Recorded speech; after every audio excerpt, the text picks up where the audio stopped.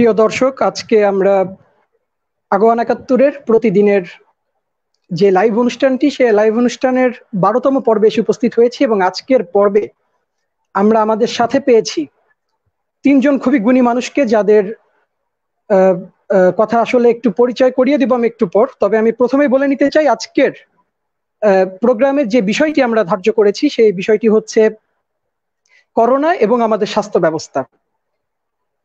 আজকে আমাদের সাথে উপস্থিত রয়েছেন প্রথিতযশা সাংবাদিক, একজন মানবাধিকার কর্মী, আমাদের সকলের প্রিয় মঞ্জুরুল আলম পান্না ভাই। আমাদের সাথে উপস্থিত রয়েছেন সাবেক ছাত্র নেতা শেখ মোহাম্মদ জাহাঙ্গীর আলম এবং আমাদের সাথে উপস্থিত রয়েছেন সাংবাদিক মহেন্দ্রনাথ সেন। আমরা আপনাদের তিনজনকে আগুয়ান ৭১-এর আজকের এই লাইভে স্বাগত জানাচ্ছি। আজকের বিষয়টি আমরা ধন্যবাদ। আজকের বিষয়টি আমরা ঠিক করেছি করোনা এবং আমাদের স্বাস্থ্য ব্যবস্থা। প্রিয় দর্শক, আমি বলে নিতে চাই যে একজন চিকিৎসকের ভুলে একটি মাত্র জীবনের অপমৃত্যু ঘটতে পারে, কিন্তু একজন রাজনীতিবিদের ভুলের কারণে কিন্তু পুরো একটি জাতির অপমৃত্যু হতে পারে। আমরা দেখেছি করোনা কিন্তু পুরো বিশ্বকে বিপর্যস্ত করে রেখেছে। ঠিক একইভাবে কিন্তু বাংলাদেশও করোনার ছোবল থেকে বাঁচতে পারেনি। কিন্তু আমাদের একটি আলোচনা আসলে করা দরকার। সেই আলোচনাটি হচ্ছে যে আসলে করোনা মোকাবেলার জন্য কিন্তু আমরা 2টি মাস সময় পেয়েছি। পুরা বিশ্ব ভ্রমণ করতে কিন্তু করোনা 2টি মাস সময় নিয়েছে। এই 2টি মাসে আসলে আমাদের স্বাস্থ্য মন্ত্রণালয় আমাদের জন্য কি ব্যবস্থা নিয়েছিল, বা তারা আদতে কি আমাদের নিয়ে কোনো চিন্তা করেছিল, কোনো প্ল্যান করেছিল, বা তারা কি আদতে আমাদের প্রতি তাদের যে দায়িত্ব সেই দায়িত্বের অবহেলা করেছে কিনা, প্রতিটি বিষয় নিয়ে আজকে আমরা আমাদের অতিথিদের সাথে আলোচনা করব। আমি প্রথমেই যেতে চাই সাংবাদিক মঞ্জুরুল আলম পান্নার কাছে। মঞ্জুরুল আলম পান্না, আমি 2টি তথ্য দিয়ে আসলে শুরু করতে চাই আজকের প্রোগ্রামটি। আমরা যদি দেখি, গত বছর দুর্নীতি দমন কমিশন দুদক কিন্তু স্বাস্থ্য মন্ত্রণালয়ের কাছে, স্বাস্থ্যমন্ত্রীর কাছে একটি প্রতিবেদন দিয়েছিল, যে প্রতিবেদনে আমরা দেখতে পেরেছি যে স্বাস্থ্য মন্ত্রণালয় 11টি উৎসের দুর্নীতির সাথে জড়িত স্বাস্থ্য মন্ত্রণালয়ের লোকজন। কিন্তু এটার প্রতিবেদন দেওয়ার পরও বিগত 1 বছরের মধ্যে কিন্তু আমাদের স্বাস্থ্য মন্ত্রণালয় এ বিষয়ে কোনো ব্যবস্থা গ্রহণ করতে পারেনি। এবং আমরা বর্তমান সময়েও দেখেছি যে দুর্নীতির যে ধারাবাহিকতা অতীত থেকে চলে আসছে, সেই ধারাবাহিকতায় কিন্তু N95 মাস্ক, এখানেও কিন্তু একটি বড় কেলেঙ্কারি আমরা দেখেছি।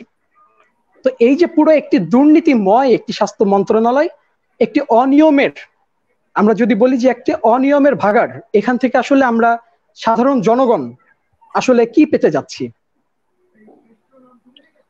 আব্দুল্লাহ, প্রথমে যে কথাটি বলতে হয় সেটা হচ্ছে যে আমরা সবাই জানি যে এটি সর্বজন বিদিত যে স্বাস্থ্য মন্ত্রণালয়ের যে দুর্নীতি বাংলাদেশের, এটি এটি নতুন কিছু নয়। এটি যে শুধুমাত্র বর্তমান আওয়ামী লীগ সরকারের সময় ঘটছে, দুর্নীতির মাত্রাটা বেড়ে গেছে, বিষয়টি এরকম নয়।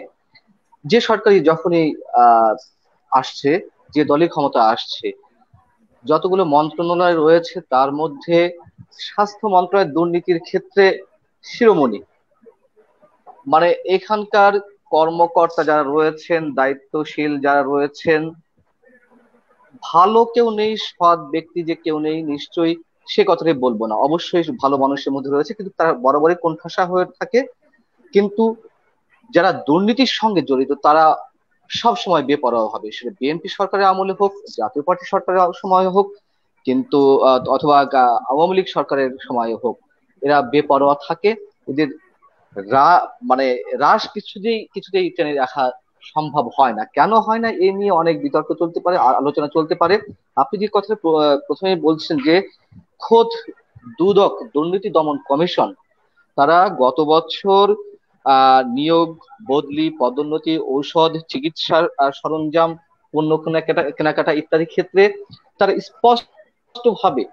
স্পষ্টভাবে মন্ত্রণালয়ের কাছে তারা প্রতিবেদন জমা দিয়েছিল, তারপরে সেটা কিছু হয়নি। বুঝতেই পারছেন যে শক্তিটা কোথায়। আহ আমি প্রথমেই বলেছি এটা শুধু আওয়ামী লীগ আমলের দুর্নীতি নয়, স্বাস্থ্য মন্ত্রণালয়ের দুর্নীতি সর্বজন বিদিত এবং সব সরকারের সময়। বিষয়টা হচ্ছে যে আহ করোনা কিন্তু আমাদেরকে চোখে আঙুল দিয়ে দেখিয়ে দিয়েছে যে স্বাস্থ্য খাতে আমাদের সমস্যা কতখানি তীব্র।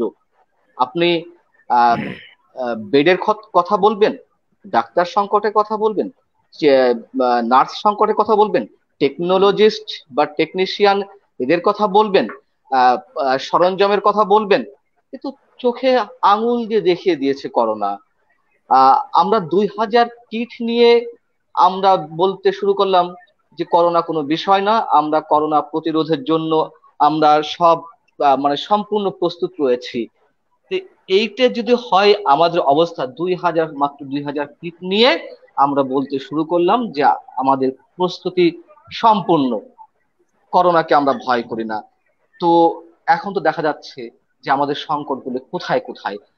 সরকারের যারা দায়িত্বশীল অবস্থা রয়েছে তারা বরাবরই বলছে, এই 3 মাস আগে থেকে, যখন গত 8 মার্চ বাংলাদেশের প্রথম করোনা রোগী শনাক্ত হলো, যে আহ আমরা প্রস্তুত আছি।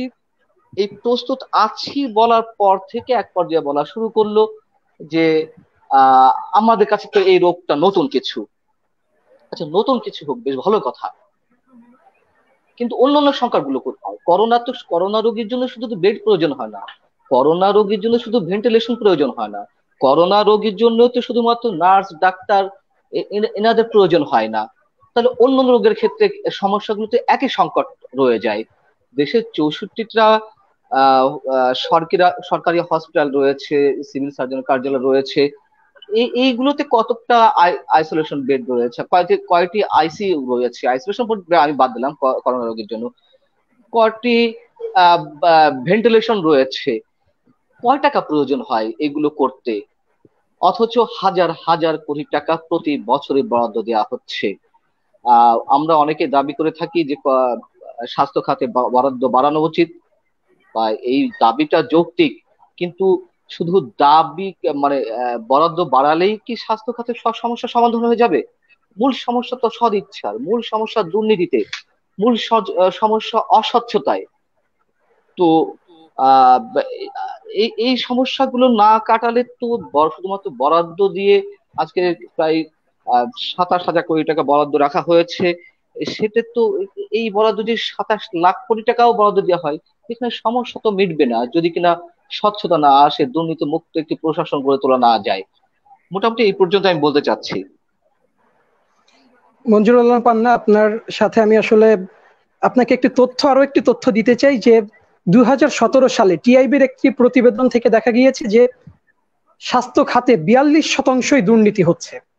এরকম একটি ভয়ানক রিপোর্ট কিন্তু আমরা 2017 সালে দেখেছি। 2019 সালে এসে আমরা দেখেছি যে দুদক থেকে 11টি উৎস থেকে দুর্নীতি হচ্ছে এমন একটি প্রতিবেদন দেওয়া হয়েছে। সুতরাং 2017, 18, 19 আমরা প্রতি বছরই কিন্তু এই দুর্নীতির ধারাবাহিকতা দেখেছি, যেটি শুরু হয়েছে কিন্তু আরো বিগত সরকারের আমল থেকেই। কিন্তু এখন আমরা যদি বলি যে আমাদের যে স্বাস্থ্য খাত, এই স্বাস্থ্য খাতে আমরা প্রথমে দেখি যে আমাদের করোনার কিট, আমরা প্রথমে দেখতে পারলাম যে প্রথমে যখন 1-2টি করোনা রোগী শনাক্ত হওয়া শুরু করলো, কিছুদিন পরে আমরা দেখলাম যে আসলে যেই পরিমাণ করোনা টেস্ট করানো দরকার সেই পরিমাণ টেস্ট আমরা করতে পারছি না, অর্থাৎ আমাদের যে পরিমাণ কিট দরকার আমরা কিন্তু সেই সক্ষমতা অর্জন করতে ব্যর্থ হয়েছিলাম। তো পরবর্তীতে আমরা দেখেছি যে গণস্বাস্থ্য কেন্দ্রের জাফরুল্লাহ চৌধুরী তিনি কিন্তু মাত্র 250 থেকে 300 টাকার মধ্যে তিনি কিন্তু করোনা তৈরির আমরা নিজেরা আবিষ্কার করেছিলাম সে করোনার কিট। কিন্তু সেই কিট কিন্তু বিভিন্ন জটিলতার কারণে আমরা কিন্তু এখনো আমাদের কাজে লাগাতে পারছি না। তো স্বাস্থ্য মন্ত্রণালয়ের এই যে বিভিন্ন নানাবিধ দুর্নীতি, এ বিষয়ে আসলে কিছু বলার নেই। এবং আমি যেতে চাই আসলে মহেন্দ্রনাথ সেনের কাছে। আমি বলতে চাচ্ছি যে মঞ্জুরুল ইসলাম হক আলম পান্না ভাই যেটা বলেছিলেন যে তুচ্ছ তাচ্ছিল্যের বিষয়, আমরা দেখেছি যে করোনা যখন বাংলাদেশে প্রবেশ করেছে তখন বিভিন্ন জন বিভিন্ন ভাবে আমাদের নেতৃস্থানীয় ব্যক্তিবর্গ এটিকে তুচ্ছ তাচ্ছিল্য করেছে। তো করোনাকে আসলে তুচ্ছ তাচ্ছিল্য করে আমরা কি আসলে আত্মহত্যার পথই বেছে নিলাম কিনা? ধন্যবাদ আপনাকে। ইতিমধ্যেই আপনি নিশ্চয়ই শুনেছেন, মঞ্জুরুল আলম পান্না ভাইও বলেছে, আসলে সব কিছুর মধ্যে কিন্তু রাজনৈতিক সদিচ্ছার প্রয়োজন। আর এই রাজনৈতিক সদিচ্ছা যদি না থাকে সে জায়গায় কিন্তু দুর্নীতি কিন্তু অনবরত চলবেই। আপনি যেটা বলছেন যে আমরা প্রস্তুত ছিলাম কিনা। আমাদের প্রস্তুত ছিলাম না, তার কিন্তু ইতিমধ্যেই প্রমাণ হয়েছে যে হাসপাতালগুলোতে কিন্তু সেইভাবে যেভাবে আমাদের করোনাকে নিয়ে যে প্রস্তুতি থাকার কথা ছিল, সে প্রস্তুত কিন্তু আমরা ছিলাম না। করোনা আমাদের কিন্তু একটা জিনিস শিক্ষা দিয়েছে, সেটা হলো যে আমরা যেন পরিবেশের সাথে বৈরী আচরণ না করি। করোনা আমাদেরকে শিক্ষা দিয়েছে যে খাদ্যাভ্যাস, সেই খাদ্যাভ্যাসটাকে আমাদের পরিবর্তন করতে হবে। করোনা আমাদেরকে শিক্ষা দিয়েছে কিন্তু আমাদের ব্যায়ামের প্রতি আকর্ষণ, মানে যে ব্যায়ামটা আমাদের প্রত্যেকেই এই ব্যায়ামের শরীর চর্চার প্রতি কিন্তু আগ্রহ বাড়াতে হবে এবং প্রত্যেক পরিবারকেই কিন্তু শরীর চর্চার মধ্যে থাকতে হবে। তা এই যে আপনি যে ভাইরাসের কথা বলছেন, সেই ভাইরাসটা কিন্তু করোনা ভাইরাস আজ আছে, ভাইরাসের আরো নতুন নতুন কিন্তু ভাইরাস আসবে। এই ভাইরাস মোকাবেলা করার জন্য কিন্তু আহ কেউই প্রস্তুত থাকে না। আমরা যদিও সময় পেয়েছিলাম, সেই সময়টাকে আমরা কাজে লাগাতে পারিনি।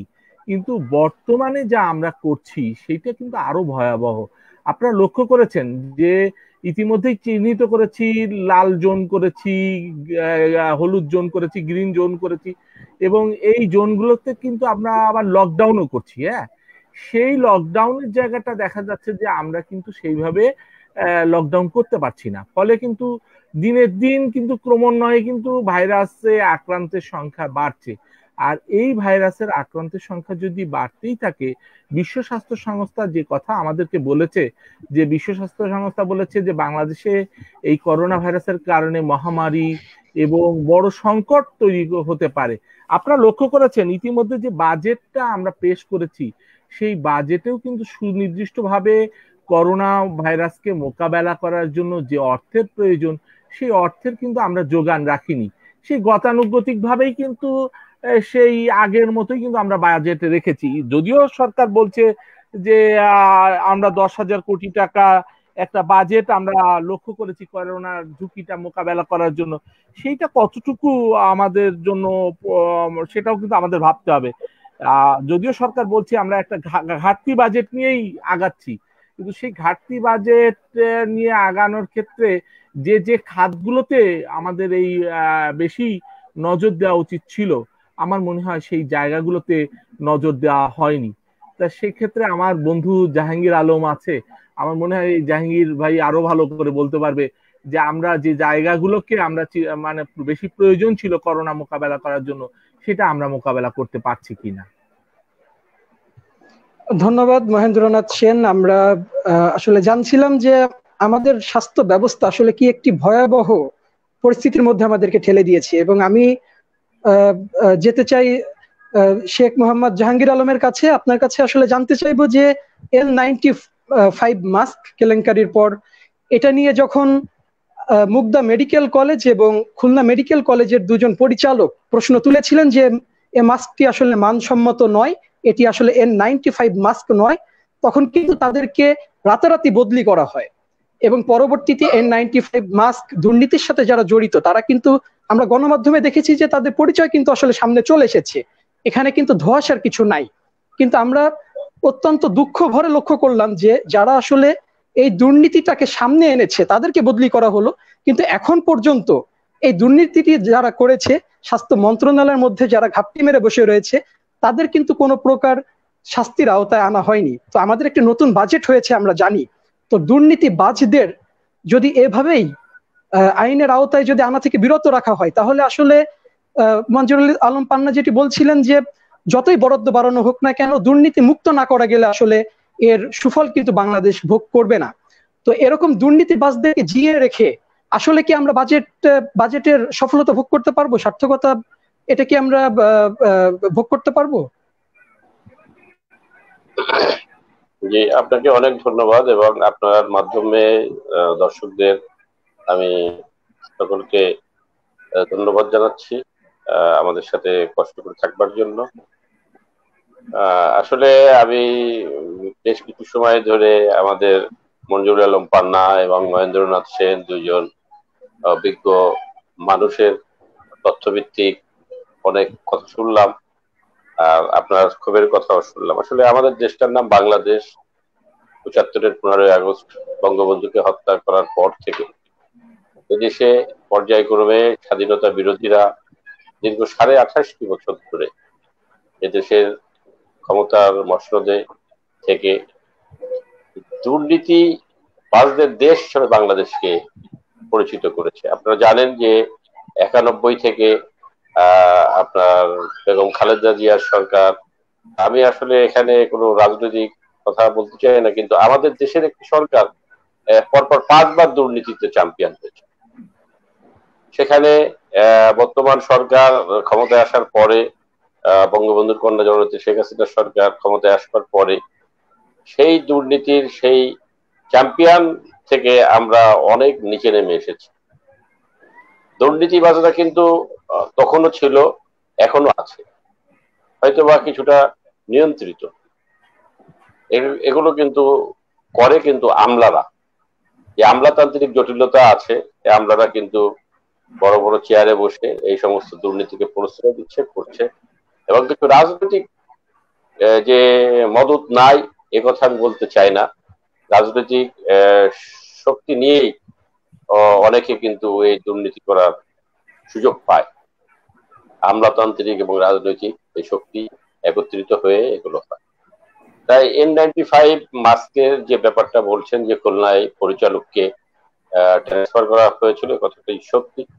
এছাড়াও এই পরিচালকের কিন্তু আরো অনেক ছিল, যেমন সে তার নিজের আত্মীয় স্বজনকে এখানে চাকরিতে দিত। খুলনা ব্লাড ব্যাংকের আমি একাধিকবার কয়েকটা বিচারে গিয়েছিলাম, খুলনা ব্লাড ব্যাংক ফুড ব্যাংকের বিচারে। সেখানে দেখেছি যে তার এক আত্মীয়কে সে চাকরি দিয়েছে এবং তার আত্মীয় Khulna blood bank food bank বিনা পয়সায় রক্ত দিয়ে আসে, কিন্তু সেই রক্তগুলো পয়সার বিনিময়ে বিক্রি করে। তার আত্মীয় স্বজন এখানে সবাইকে এখানে, তারপরে আপনারা জানেন যে এখানে যে বেসরকারি ভাবে যে স্টাফদের নিয়োগ দেওয়া হয়, সেখানেও লক্ষ লক্ষ টাকার বিনিময়ে, প্রায় 5 কোটি টাকার বিনিময়ে প্রায় 100 কতজন মহেন্দ্রনাথ সেন আছে এখানে, তার কাছে কত থাকতে পারে, এতজন মানুষকে নিয়োগ দিয়েছে। আরো অনেক ঘটনা ছিল। আসলে আমরা কে ভালো আর কে ভালো না এই কথা আমি এখানে বলতে চাই না, তবে আমি বলতে চাই যে জাহাঙ্গীর আলম, আমি একটি প্রশ্ন করতে চাই। আসলে আপনি খুলনা মেডিকেল কলেজের পরিচালকের বিরুদ্ধে যে অভিযোগগুলোর কথা বলছিলেন, এটা তো আসলে পুরাতন অভিযোগ, এটা যথেষ্ট পুরাতন অভিযোগ, এবং এই অভিযোগগুলো কিন্তু আপনারা জানেন, আপনি নিজে বলছেন যে আপনি নিজেই চাক্ষুষ সাক্ষী। তো তার বিরুদ্ধে এতগুলো অভিযোগ থাকতে তাকে কেন আগে বদলি করা হলো না? তার বিরুদ্ধে কেন ব্যবস্থাটা N95 মাস্কের যে বিশুদ্ধতা নিয়ে তিনি যখন প্রশ্ন তুললেন তখনই কেন তার এত অভিযোগের কথা উঠছে? আগে তিনি যখন এই অপকর্মগুলোর সাথে জড়িত যদি থেকে থাকেন আপনার ভাষ্য মতে, তবে কেন আগে ব্যবস্থা নেওয়া হলো না? জাহাঙ্গীর আলম জি, আপনাকে অনেক ধন্যবাদ। আসলে উনাকে তো বদলি আমি করিনি, বদলি যারা করেছেন তারাই এই কথাগুলো ভালো বলতে পারবেন। আমি তো বলছি যে আমলাতান্ত্রিক অনেক সমস্যা আছে, আমাদের আমলারাই ওখানে বসে সবকিছু নিয়ন্ত্রণ করছে। যার উনার ওপরে যারা উনাকে যারা বদলি করেছে তাদের হয়তোবা সাথে কান পড়েছে, হয়তোবা তাদের চলে আসতে পারে। তবে আমার মনে হয় যে এই যাদের নাম এসেছে, যে কন্ট্রাক্টরের নাম এসেছে আর কার কার নাম এসেছে, এই নিয়ে আমাদের মিডিয়া যে কর্মীরা আছে তারাও কিন্তু তেমন সোচ্চার হয় নাই। তাদের সোচ্চার হওয়া উচিত ছিল, এটা কিন্তু অনেক সাধারণ মানুষও কিন্তু ছাড়ে না। আমি মনে করি আপনার মাধ্যমে আমি জাতির দর্পণ হিসাবে যারা এখানে আমার সাথে সহযোদ্ধা 2 জন আছে, আমি হলো তাদের বলতে চাই যে আপনারাও কিন্তু সঠিকভাবে দায়িত্ব পালন করুন না। আপনারা সত্যকে সত্য, মিথ্যাকে মিথ্যা, আপনারা আপনাদের সাহসিকতার সাথে হয়তোবা 2-4 জন বলেন, কিন্তু ম্যাক্সিমামই দেখা যায় যে অর্থের বিনিময়ে চলেন।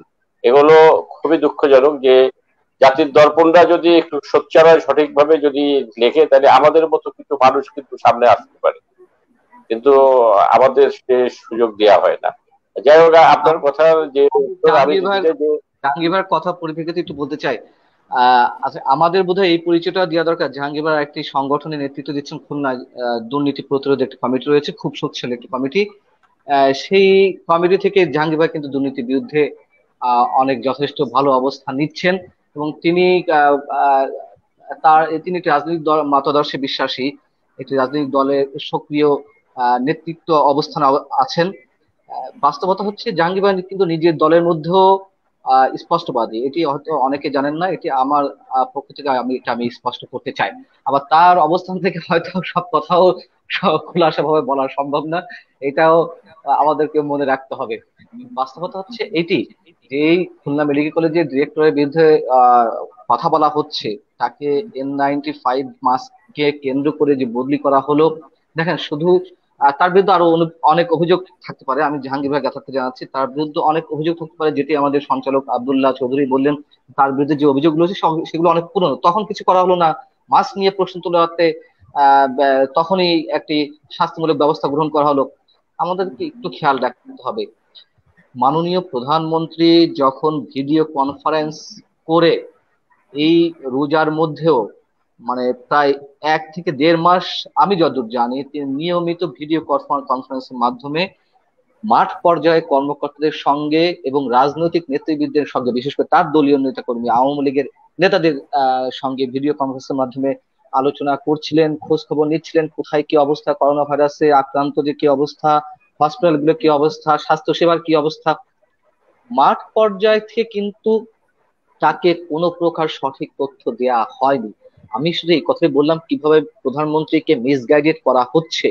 একা একটি মানুষ 17 কোটি দেশের এই দেশটাকে পরিচালিত করছেন, তিনি তো মানুষ, তিনি একা কদ্দূর পারবেন? তার যে সৈন্য সামন্ত রয়েছেন, তার যে মন্ত্রী পরিষদ সদস্য রয়েছেন, তার আশেপাশে যে আমলাবর্গ রয়েছেন, তা তাকে প্রতিনিয়ত ভুল ভাবে পরিচালিত করছেন।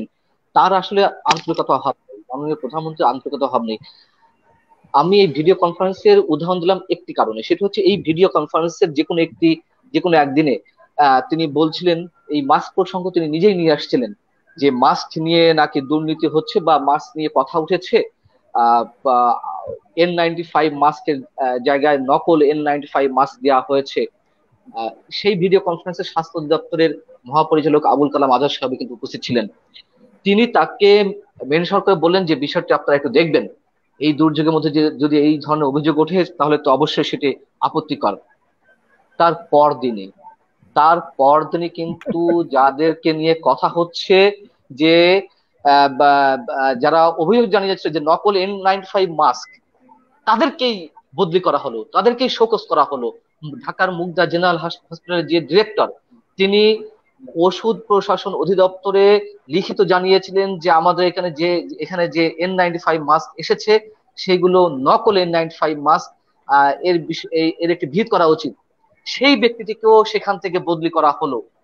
আমরা কি বুঝতে পারছি মাননীয় প্রধানমন্ত্রীর অবস্থানটি কোথায়? মাননীয় প্রধানমন্ত্রী স্বয়ং যিনি, হ্যাঁ মহেন্দ্র জি বলুন আপনি। আপনি যে কথা বলছেন ঠিক আছে, কিন্তু আবার স্বাস্থ্য অধিদপ্তর কিন্তু তার স্বাস্থ্য ব্রিফিং এ বলেছে যে এই তারা যে মাস্কটির জন্য তারা বরাদ্দ দিয়েছিল অর্থ, সেই বরাদ্দকৃত অর্থে যেটি চেয়েছিল সেটি কিন্তু তারা পেয়েছে। স্বাস্থ্য অধিদপ্তরের পরিচালক এবং আপনি মন্ত্রীর পক্ষে কিন্তু ছাপাই গাওয়া হয়েছে।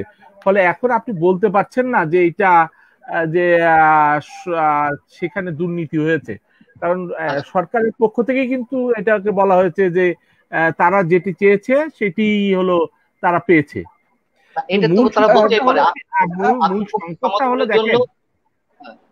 মূল সংকটটা দেখেন, জাহাঙ্গীর ভাইও কিন্তু বলেছে যে রাজনীতির বিদদের হাতে কিন্তু আজকে এই করোনা ভাইরাসের বিষয়টা কিন্তু হাতে নেই। ইতিমধ্যেই কিন্তু দেখেন প্রশাসন এবং আমলাতান্ত্রিক জটিলতার মধ্যে পড়েছে। যেমন আমরা খুলনাতে যেমন স্বাস্থ্য বিভাগের লোকেরা বলছে এই কিছুদিন আগে জেলা প্রশাসক করোনা সংক্রান্ত যে কমিটি করেছে, সেই কমিটিতে তিনি সিদ্ধান্ত নিয়েছেন কোনো বেসরকারি হাসপাতালে কোনো প্রকার অক্সিজেন সিলিন্ডার থাকবে না। এখন প্রশ্ন হলো, যদি অক্সিজেন সিলিন্ডার না থাকে, করোনা ভাইরাসের বাদে কিন্তু একটা ব্যাপক যুদ্ধ কিন্তু করতে হয় এই বেসরকারি হাসপাতালগুলো। তাহলে সেই বেসরকারি হাসপাতালে যারা এই হৃদরোগে আক্রান্ত হয়েছে, যারা অন্যান্য রোগে আক্রান্ত রয়েছে, অক্সিজেনের যে সংকটটা তৈরি হবে, সেই সংকটটা কিভাবে মিটাবে সেটা কিন্তু প্রশাসন বলছে না। তার যেখানে যেটা প্রয়োজন সে সেটাকে সেখান থেকে নিয়ে যাচ্ছে। এই যে একটা চেনের যে অভাব, একটা চক্রাকারের যে প্রয়োজন, সেই চক্রাকার কিন্তু ভেঙে গেছে। ফলে আমার মনে হয় যে করোনা আপনি যে বলছিলেন যে করোনা ব্যবস্থাপনা নিয়ে বা স্বাস্থ্য সেবা ব্যবস্থাপনা নিয়ে এই বিষয়টি রাজনৈতিক নেতৃবৃন্দের হাতে নিয়ে এটি অন্য কোথাও চলে গেছে বা অন্য কেউ নিয়ন্ত্রণ করছে, অর্থাৎ বিশেষ করে হয়তো আপনি আমলাদের কথা বলতে চাচ্ছেন। আমার কথা হচ্ছে, স্বাস্থ্য অধিদপ্তরের মহাপরিচালকের কথা বললেন যে যে টাকা বরাদ্দ ছিল সেই টাকারই মাস গেছে, এটা কোনো যুক্তিসঙ্গত কথা আপনার মনে হয়? তাহলে N95 কথা আসবে কেন? তখন তুমি এখানে বলতে পারতেন যে N95 মাস্ক দেওয়ার কথা ছিল না, অথবা যে টাকা বরাদ্দ হয়েছে উনি তখনই বলতে পারতেন যে এই টাকা N95 মাস্ক ইম্পোর্ট করা সম্ভব না। এসব বোগাস কথাবার্তা তার মুখ থেকে আমরা এর আগেও শুনেছি। মাননীয় প্রধানমন্ত্রী যখন এই প্রসঙ্গটি ভিডিও কনফারেন্সে তোলেন, সেখানেও কিন্তু তিনি বলেছিলেন কি, ফুল বক্সে মানে অরিজিনাল মাস্কের বক্সে ডুপ্লিকেট মাস্ক চলে গেছে। এটা কোনো গ্রহণযোগ্য কথা বলেন? এই ধরনের উল্টাপাল্টা কথা তারা বলতেই আছে। পরিবর্তন করেছে সে। মহেন্দ্রনাথ সেন, আমরা একটি তথ্য দিতে চাই। মুগদা জেনারেল হাসপাতাল থেকে কিন্তু ওইখানকার যারা দায়িত্বশীলরা রয়েছেন প্রত্যেকে কিন্তু স্বাক্ষর করে একটি লিখিত অভিযোগে দিয়েছেন যে তারা N95 মাস্ক পাননি, এবং পরবর্তীতে কিন্তু এটি প্রাথমিকভাবে স্বীকারও করা হয়েছে। এবং পান্না ভাই যেটি বলছিলেন যে প্রধানমন্ত্রীর তরফ থেকেও কিন্তু ভিডিও কনফারেন্স এটা নিয়ে দুঃখ প্রকাশ করা হয়েছে। সুতরাং আমি আসলে পরবর্তী প্রশ্নতে যেতে চাই। আমাদের বাজেট যেটি হয়েছে, আসলে বাজেট আমরা যদি গত বছরের বাজেটটি দেখি, আমি প্রথমেই যেতে চাইবো মঞ্জুরুল আলম পান্নার কাছে। আমাদের গত অর্থ বছরে যে বাজেট ছিল স্বাস্থ্য খাতে, সেই বাজেটে কিন্তু 25,000 কোটি টাকা বরাদ্দ ছিল, এবং এইবার যে বাজেটটি হয়েছে এখানে কিন্তু 29,000 কোটি টাকা বাজেট হয়েছে, কিছুটা বেশি। কিন্তু আসলে আপনাদের একটি তথ্য দিয়ে রাখতে চাই, সেটি হচ্ছে গতবার যে 25,000 কোটি টাকা বাজেট ছিল, আমাদের স্বাস্থ্য মন্ত্রণালয় একটি হাস্যকর বিষয় যেটি, তারা কিন্তু সেই বাজেটটি কিন্তু ব্যয় করতে পারেনি, তারা কিছু টাকা কিন্তু ফেরত দিয়ে দিয়েছে। তো আমাদের স্বাস্থ্য মন্ত্রণালয় যারা রয়েছেন, আমাদের আমলা যারা রয়েছেন, আমাদের স্বাস্থ্য মন্ত্রণালয়ের যারা দায়িত্বশীল যারা রয়েছেন, তারা কি আসলে স্বাস্থ্য ব্যবস্থাকে কোথায় নিয়ে যেতে হবে সেক্ষেত্রে কি তাদের কোনো পরিকল্পনাই নাই? আমরা যদি একটি তথ্য দেই যে এশিয়া এবং আমাদের এই প্রশান্ত মহাসাগরীয় এলাকার 52টি দেশের মধ্যে বাংলাদেশের স্বাস্থ্য খাতে বরাদ্দ সব থেকে কম, আমরা সব থেকে পিছিয়ে আছি। এত কম বরাদ্দের পরেও যদি আমাদেরকে টাকা যদি আমরা ঠিকঠাক ইউটিলাইজ না করে আমাদেরকে সেই টাকা আবার বছর শেষে ব্যাক করতে হয়, তাহলে আসলে স্বাস্থ্য মন্ত্রণালয় কি কাজ করছে? সেটাই তো মিলিয়ন ডলার কোশ্চেন। বিষয়টা হচ্ছে যে কি করছে স্বাস্থ্য মন্ত্রণালয়ের যে কাজগুলা। আপনি বিশেষ করে বাজেটের কথা বলছেন, এইবার বাজেটেও আমাদের আশা ছিল যে একটি সুনির্দিষ্ট পরিকল্পনা থাকবে স্বাস্থ্য খাতকে ঢেলে সাজানোর জন্য। শুধু বরাদ্দ দিলেই হবে না, এটি এর মধ্যে অনেক বেশি আলোচনা আসছে যে বরাদ্দের দাবি যেমন বেশি বরাদ্দের দাবি যেমন উঠেছে, তেমনি পাশাপাশি এই দাবিটিও উঠেছে যে আমূল সংস্কার করতে হবে স্বাস্থ্য মন্ত্রণালয়ের বিষয়ে। বাজেটের যে অংশ, সেই অংশে কিন্তু আসলে অর্থমন্ত্রী মহোদয় তেমন কোনো কিছুই, কোনো পরিকল্পনার কথা উল্লেখ করেননি। শুধুমাত্র এত বরাদ্দ, এই টাকা দিয়ে কি করা হবে। দেখেন, গতবার ছিল 25,000 কোটি টাকা বরাদ্দ। আমি আমার কথা শুরুতে বলেছিলাম এবারে বরাদ্দ 27,000 কোটি টাকা, স্লিপ অফ টাং। আসলে বরাদ্দ তো 29,000 কোটি টাকা, অর্থাৎ 4,000 কোটি টাকা বরাদ্দ বেড়েছে। জিডিপির হিসাবে যদি না, জিডিপি হিসাবে গতবার ছিল 3,500 কোটি টাকা বেড়েছে, মাত্র 3,500 কোটি টাকা বেড়েছে। জিডিপির 0.95% বরাদ্দ ছিল, এবার সেটি হয়তো আর কিছুটা বেড়েছে। মোট বাজেটের গতবার বরাদ্দ ছিল 5% খানিকটা বেশি, এবার সেটি হয়তো 7% কাছাকাছি বা বেশি হয়েছে। আমার কথা হচ্ছে যে দেখেন, আমরা বলতে আমাদের দায়িত্বশীল ব্যক্তিরা এই করোনাকে কেন্দ্র করে বারবার বলার চেষ্টা করছে যে আমেরিকাতেও তো ভেন্টিলেশনের জন্য হাহাকার করে গেছে। আমেরিকার মতো উন্নত দেশে তো স্বাস্থ্য ব্যবস্থা যে কতটা ভঙ্গুর সেটা এই করোনা দিয়েই টের পাওয়া যাচ্ছে। সত্য কথা, আমেরিকার মতো উন্নত দেশ যে ভেন্টিলেশনের জন্য হাহাকার চলছিল, দেশে দেশে ভেন্টিলেশনের জন্য আহ্বান জানানো হচ্ছিল, অনুরোধ জানানো হচ্ছিল ট্রাম্পের পক্ষ থেকে, এটা আমরা জানি। কিন্তু তাদের দেশে কতটি ভেন্টিলেশন ছিল আর আমাদের কতটি ভেন্টিলেশন, সেই বিবেচনাটা নিয়ে আসুন। তাদের দেশের স্বাস্থ্য খাতে বরাদ্দ কতখানি, আমাদের দেশের স্বাস্থ্য খাতে বরাদ্দ কতখানি, সেই বিবেচনা নিয়ে আসুন। তাদের দেশে তো স্বাস্থ্য খাতে বরাদ্দ তাদের সেখানকার বাজেটের 17%। জার্মানির মতো দেশে সেখানকার জাতীয় বাজেটের প্রায় 11% কাছাকাছি সেখানে বরাদ্দ। অস্ট্রেলিয়ার মতো দেশে 10%, 12% বরাদ্দ। কানাডা তো একই অবস্থা। আর আমরা সেখানে 5%, 6% দিয়ে আমরা বড় বড় গল্প মানে কথা বলছি যে তাদের কি অবস্থা। আমরা তো এক্সাক্ট ফিগারটা মানুষের সামনে আনছি না। বাই বিয়ে কথাবার্তা বলে রাজনৈতিক বিতর্ক করা যায়, কিন্তু একাডেমিক আলোচনা করা যায় না, যেটি আমাদের রাজনৈতিক নেতারা যেসব কথা বলেন সেই জায়গাটা আমি বলছি। এখন বিষয়টা হচ্ছে, আমি আমেরিকার কথা ধরবো কেন? ধরে নিলাম আমেরিকা কোনো স্বাস্থ্য বাজেট নেই। আচ্ছা, আমেরিকা তো যুদ্ধ করে, যুদ্ধবাজ রাষ্ট্র। আমেরিকা তাদের সামরিক খাতে যে পরিমাণ বাজেট রাখে, যে পরিমাণ অর্থ ব্যয় করে, সেখানে তো স্বাস্থ্য খাতের জন্য কিছুই থাকার কথা না। কিন্তু তারপরেও জাতীয় বাজেটের 17% তাদের বাজেটে রাখা হয়। আমরা তো যুদ্ধ করতে যাব না কারোর সঙ্গে, আমরা তো যুদ্ধ করতে চাইও না, আমরা তো যুদ্ধবাজ রাষ্ট্র না। তাহলে আমাদের দেশের স্বাস্থ্য খাতে এই অবস্থা কেন? এখন বিষয়টা হচ্ছে, সবসময় বলছি, এর আগেও বলেছি, যে যে পরিমাণ দুর্নীতি, এই দুর্নীতির হ্রাস টেনে না ধরতে পারলে স্বাস্থ্য খাতে কোনো পরিবর্তন আসবে না। আপনি যেটা বলছেন যে অব্যবহৃত টাকা ফেরত আসে, এটাও তো সত্য। তাহলে আপনি চিন্তা করেন যে যে পরিমাণ দুর্নীতি হয়, দুর্নীতি করেও আর টাকাটা খেতে পারে না, মানে পুরোপুরি ইউজ করতে পারে না দুর্নীতি করার জন্য। তার মানে এই পরিমাণ আহ ঔদাসীন, মানে পরিকল্পনার কোনো বালাই নেই, কোনো ধরনের সুষ্ঠু নীতিমালা নেই। আমাদের যে স্বাস্থ্য নীতি 2017 একটি স্বাস্থ্য নীতি হয়েছে, জাতীয় স্বাস্থ্য নীতি, সেখানে মানুষের দোরগোড়ায় স্বাস্থ্য ব্যবস্থা পৌঁছে দেওয়ার কথা, তার কিছুই আমরা পারছি না। তবে হ্যাঁ, একটি কথা স্বীকার করতে হবে, বাংলাদেশ স্বাস্থ্য খাতে বাংলাদেশের উন্নয়ন যে কোনো একেবারেই নেই তা কিন্তু নয়। বাংলাদেশে গড় আয়ুর সংখ্যা বেড়েছে, বাংলাদেশে মাতৃমৃত্যুর সংখ্যা কমেছে, বাংলাদেশে বা অন্যান্য অনেক জায়গায় স্বাস্থ্য খাতে অনেক ধরনের উন্নতি হয়েছে। এই সরকারের আমলে কমিউনিটি ক্লিনিক গুলো যে গ্রাম অঞ্চলে, প্রত্যন্ত অঞ্চলে স্থাপন করা হয়েছে, সেখানে কিন্তু গ্রাম অঞ্চলে মানুষ স্বাস্থ্য সেবা আগের চেয়ে অনেক বেশি পাচ্ছে। এটা সত্য কথা, এটা সত্য কথা, যেটা সত্য সেটা স্বীকার করতে হবে। কিন্তু তাই বলে এই না যে সেটি আমাদের আদর্শ স্বাস্থ্য ব্যবস্থা। কিছু উন্নতি হয়েছে, এটা এটা কিছু পরিসংখ্যান দেওয়া দরকার ছিল, আমি এই জন্য এই কথাগুলো বললাম।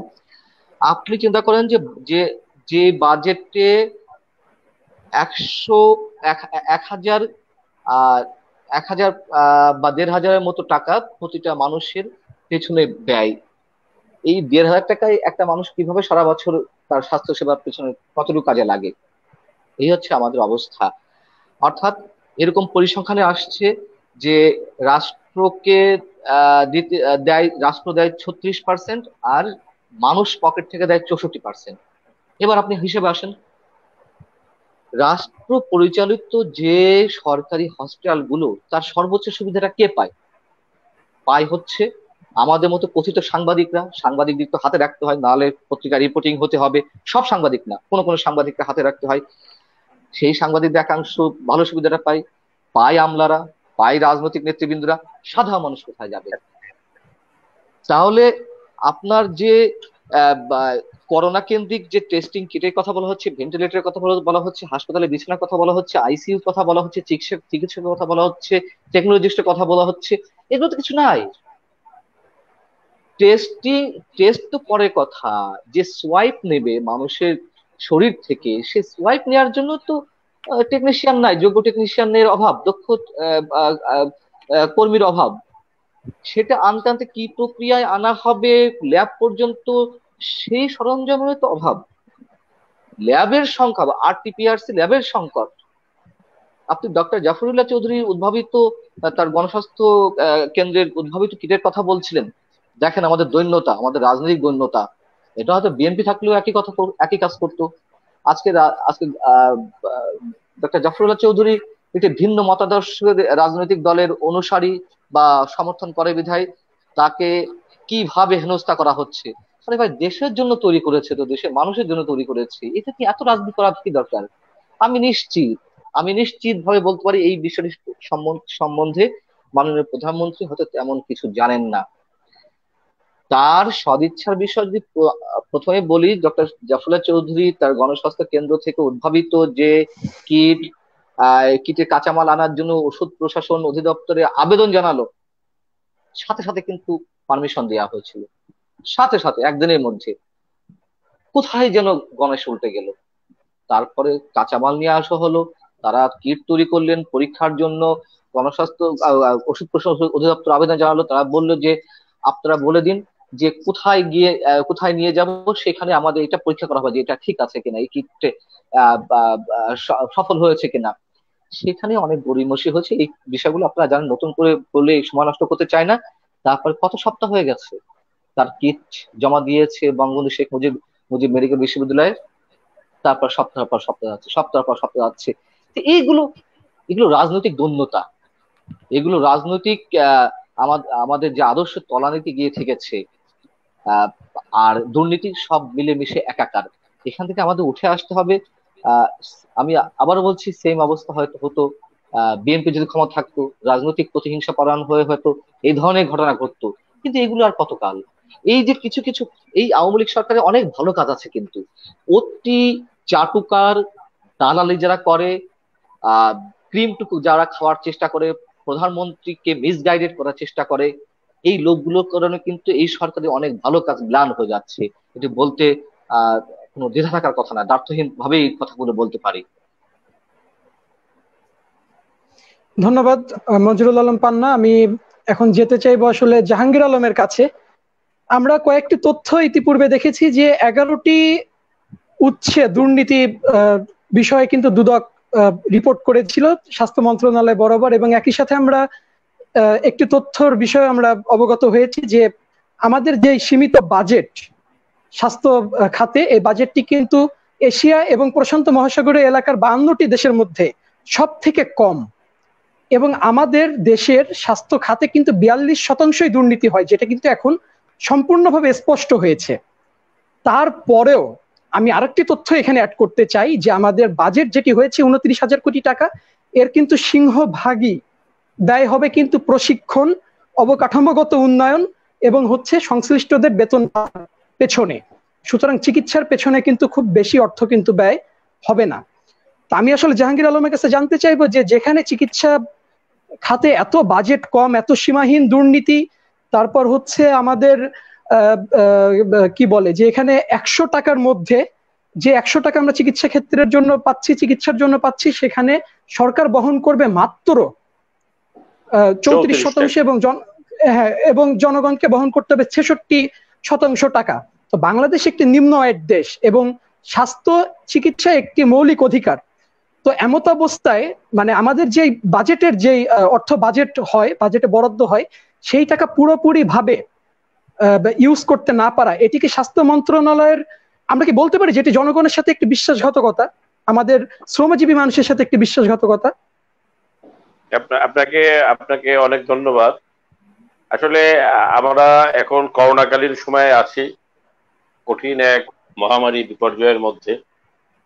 এখানে এই যে আমরা যে আলাপগুলো করছি, এগুলো আসলে আপনি সম্মানিত সঞ্চালক, আপনি অসন্তুষ্ট হলেও আমার কিছু বলার নেই, এগুলো অনেকই অপ্রাসঙ্গিক, এখন সময় উপযোগী না।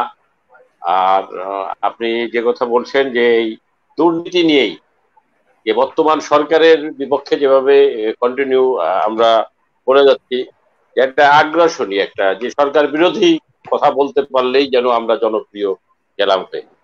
আসলে এই কথাগুলো না বলে যদি এই করোনা প্রসঙ্গে আমরা যদি আলাপ করতাম যে যে আমরা কি কি করতে পারি, কোথায় কোথায় ভুল হচ্ছে, সেগুলো যদি একটু সরকারকে বা সরকারের যারা দেখছেন যদি একটু উঠিয়ে আনতে পারতাম, সেগুলো মনে হয় এই মুহূর্তে ঠিক মানবতার জন্য খুব মঙ্গলের হতো। আমার কথায় আপনারা কেউ কিছু মনে করবেন না। আপনি যে কথা বলছেন যে আমিও দুর্নীতির পক্ষে না, আমিও সরকারের একজন অনুসারী হলেও সরকারের যে যারা দুর্নীতির সাথে সম্পৃক্ত তাদের কোনোভাবেই সমর্থন করি না।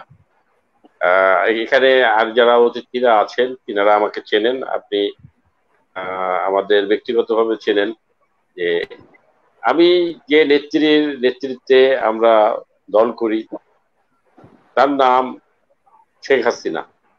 তা তিনি কিন্তু কোনো জায়গায় কোনো দুর্নীতির সাথে সম্পৃক্ত না। ইভেন বাংলাদেশের মানুষ এখন কিন্তু বিশ্বাস করে যে একমাত্র শেখ হাসিনার প্রতি আস্থা রাখা যায়। কিন্তু তিনার স্থানীয় পর্যায়ে বিভিন্ন আমলা এবং রাজনৈতিক নেতারা যারা পরিচালিত করছে, তারা হয়তো তাদের মধ্যে অনেক দোষ ত্রুটি আছে, থেকে গেছে।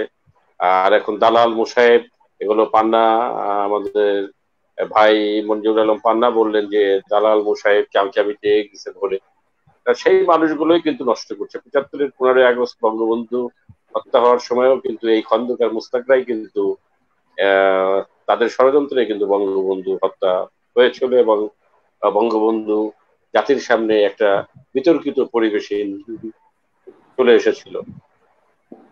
তারপরে এই যে এখনো কিন্তু আমরা ঠিক একইভাবে এরকম কিছু কর্মকাণ্ড দেখছি। তা এরা যখন এই দালাল মোসাহেব চামচাদের নিয়ন্ত্রিত যখন হয়ে যায়, তখন কিন্তু এইরকম দুর্নীতি থাকেই। আর আপনি যে কথা বললেন যে টাকা ফেরত দিচ্ছে, এটা আসলে লোক দেখানো। টাকাটা কিন্তু ওরা প্রপার একটা, আমাদের গ্রাম বাংলার অনেক হসপিটাল অনুন্নত আছে, অনেক কিছু আছে যেগুলো কিন্তু টাকাটা খরচ করতে, এটা লোক দেখানো, যে আমরা অনেস্টি দেখালাম আর কি। হ্যাঁ, যে এই টাকাগুলো তো মেরে খেতে পারতাম, না খেয়ে আমরা ওর টাকাটা ওখানে হলো ব্যাগ দিলাম, ফেরত দিলাম।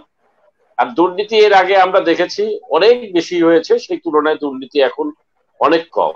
এই দুর্নীতি মুক্ত ও যে আমরা আগামী দিনে কবে হতে পারবো, তবে আমি মনে করি যে আমরা যারা নাগরিক আছি, আমরা যদি সকলে সচেতন হই, সুন্দরভাবে আমরা যদি আমাদের নিজেদের দায়িত্ব পালন করি, আসলে দুর্নীতি নাই কোথায় আপনি বলেন? যারা এই দুর্নীতি বন্ধ করবে, যারা এই দুর্নীতির বিপক্ষে কথা বলবে, তারাই তো এখন দুর্নীতির মধ্যে বদ্ধ। আপনার মনে করেন জাতির দর্পণ বলা হয় সাংবাদিকদের, কয়টা সাংবাদিক সমাজ আছে আপনি বলেন? আমি তো আমাদের এই নগরীতে আমি দেখি কয়েকজনকে, যে আমাদের মহেন্দ্রনাথ সেন আজকে এখানে আছেন, তিনি কিন্তু দীর্ঘদিন থেকে সাংবাদিক বিষয়ে আছেন, একজন ছাত্র নেতা ছিলেন, তার মধ্যে কিন্তু অনেস্টি আছে। আমি দেখি মুতাহার রহমান বাবু খুলনা প্রেস ক্লাবের সাধারণ সম্পাদক ছিলেন, অনেস্টি আছে। তাই এই টাইপের কিছু মানুষ আছে, কিছু মানুষ একেবারে নেই তা না, কিছু ভালো মানুষ এখনো আছে। তা এই ভালো মানুষ, এই ভালো মানুষগুলোর জন্যই কিন্তু এখনো, এই ভালো মানুষগুলোর জন্যই কিন্তু এখনো দুনিয়া টিকে আছে। তাই এই ভালো মানুষগুলো ও কথা বলে, এদের দিয়ে যে কিভাবে সামনের দিনে বাংলাদেশকে এগিয়ে নিয়ে যাওয়া যায়, আমরা হলো সেই কথা বলি।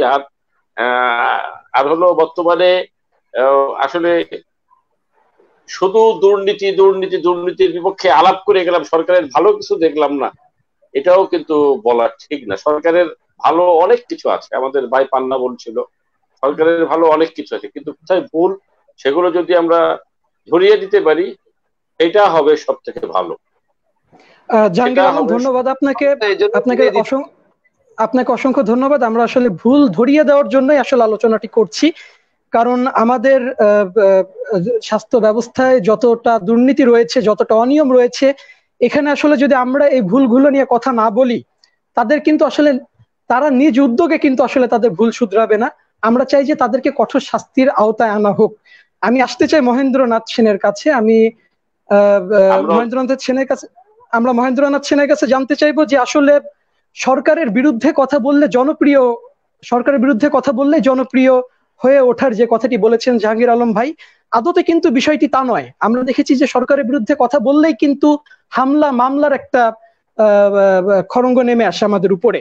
আপনি যেটি দেখেছেন N95 মাস্কের ক্ষেত্রে কিন্তু মুগদা জেনারেল হসপিটাল এবং খুলনা মেডিকেল কলেজের দুজন পরিচালককে বদলি করা হয়েছে। একইভাবে প্রথম দিকে কিন্তু চিকিৎসকেরা সঠিক সময়ে কিন্তু পিপিই পায়নি, তো তারা পিপিই না পর এখন কথা বলেছে কিছু কলেজের টিচার তখন কিন্তু তাদেরকে দেখা গিয়েছে যে তাদেরকে বরখাস্ত করা হয়েছে।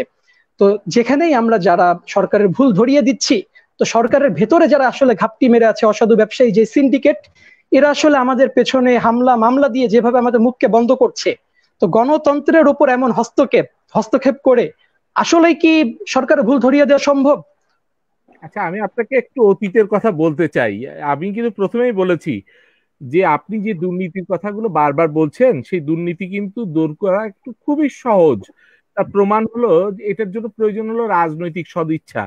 আপনাকে একটু স্মরণ করিয়ে দিতে চাই যে তত্ত্বাবধায়ক সরকারের সময় কিন্তু মানুষ কিন্তু গাড়ি ফেলে, টাকা ফেলে, রাস্তায় টাকা ফেলে চলে গেছে। কিন্তু মানুষ মানুষ কিন্তু খুব সহজেই আপনাকে আমি দেখা মতে আপনিও জানেন খুলনা সিটি কর্পোরেশনে তত্ত্বাবধায়কের সময় তারা একটা এই জরিপ করেছিল যে কে কত কর দেন, একটা ফর্ম দিয়ে দেওয়া হয়েছিল। সেই ফর্মে কিন্তু সঠিক তথ্য কিন্তু উপস্থাপন করা হয়েছিল। পরবর্তীতে সেগুলো আবার পরিবর্তন করা হয়েছে, অমুক হয়েছে। তা আমি যেটা বলতে চাই, এই দুর্নীতিটা হলো একেবারে রাজনৈতিক সদিচ্ছার উপর নির্ভর করে। এবং সরকারের যে আইনসভাটা রয়েছে, সেই আইনসভাটা আসলে আপনাকে লক্ষ্য করলে দেখবেন আইনসভাটা কিন্তু এখন ব্যবসায়ীদের হাতে কিন্তু বন্দী হয়ে পড়েছে।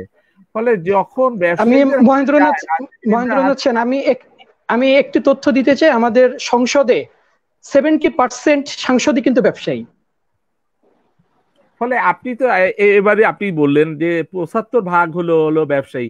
তা যে আইনসভাতে 75% হলো ব্যবসায়ী হয়, তার মানে রাজনীতিবিদরা কিন্তু 25%।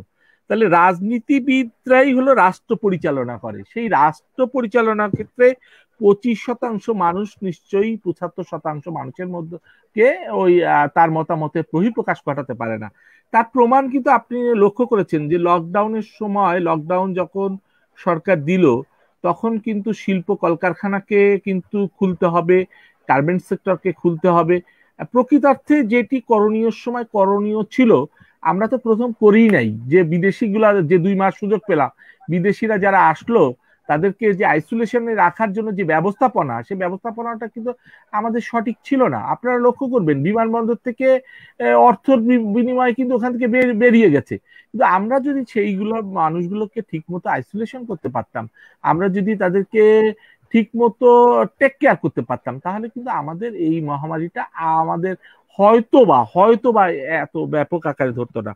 ফলে আপনি যে গণতন্ত্রের কথা বলছেন, আপনি যে দুর্নীতির কথা বলছেন, এইগুলোর ক্ষেত্রে প্রথম প্রয়োজন যে রাজনৈতিক সদিচ্ছা। আর এই সদিচ্ছা ছাড়া এগুলো কোনোভাবেই দূর করা সম্ভব না।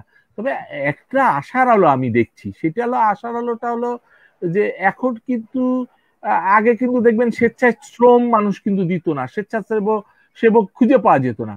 এখন মানুষগুলো কিন্তু স্বেচ্ছায় শ্রম দিচ্ছে, তারা বেরিয়ে আসতেছে। হ্যাঁ, কিন্তু পাশাপাশি আবার রাজনীতির প্রতি কিন্তু একটা অনীহা তৈরি করার কিন্তু যে পরিকল্পনা ছিল বহির্বিশ্বের, সেই পরিকল্পনার কিন্তু একটা সাকসেস কিন্তু আমি দেখতে পাচ্ছি। সব মিলিয়ে গণতন্ত্র কোন দিকে যাচ্ছে আমি এখনো অবশ্য বলতে পারবো না সঠিকভাবে। ধন্যবাদ মহেন্দ্রনাথ সেন। আমরা ফিরতে চাই মঞ্জুরুল আলম পান্নার কাছে। আমি আসলে মঞ্জুরুল আলম পান্না, মহেন্দ্রনাথ সেনের কথার সূত্র ধরেই বলতে চাই যে আমাদের সংসদে 70% হচ্ছে ব্যবসায়ী। তো বাকি মহেন্দ্রনাথ সেন যেটি বলেছেন যে 25% বড়জোর থাকতে পারে যারা আসলে পলিটিশিয়ান। তো আসলে বাংলাদেশ আওয়ামী লীগ বঙ্গবন্ধুর হাতে গড়া একটি সংগঠন।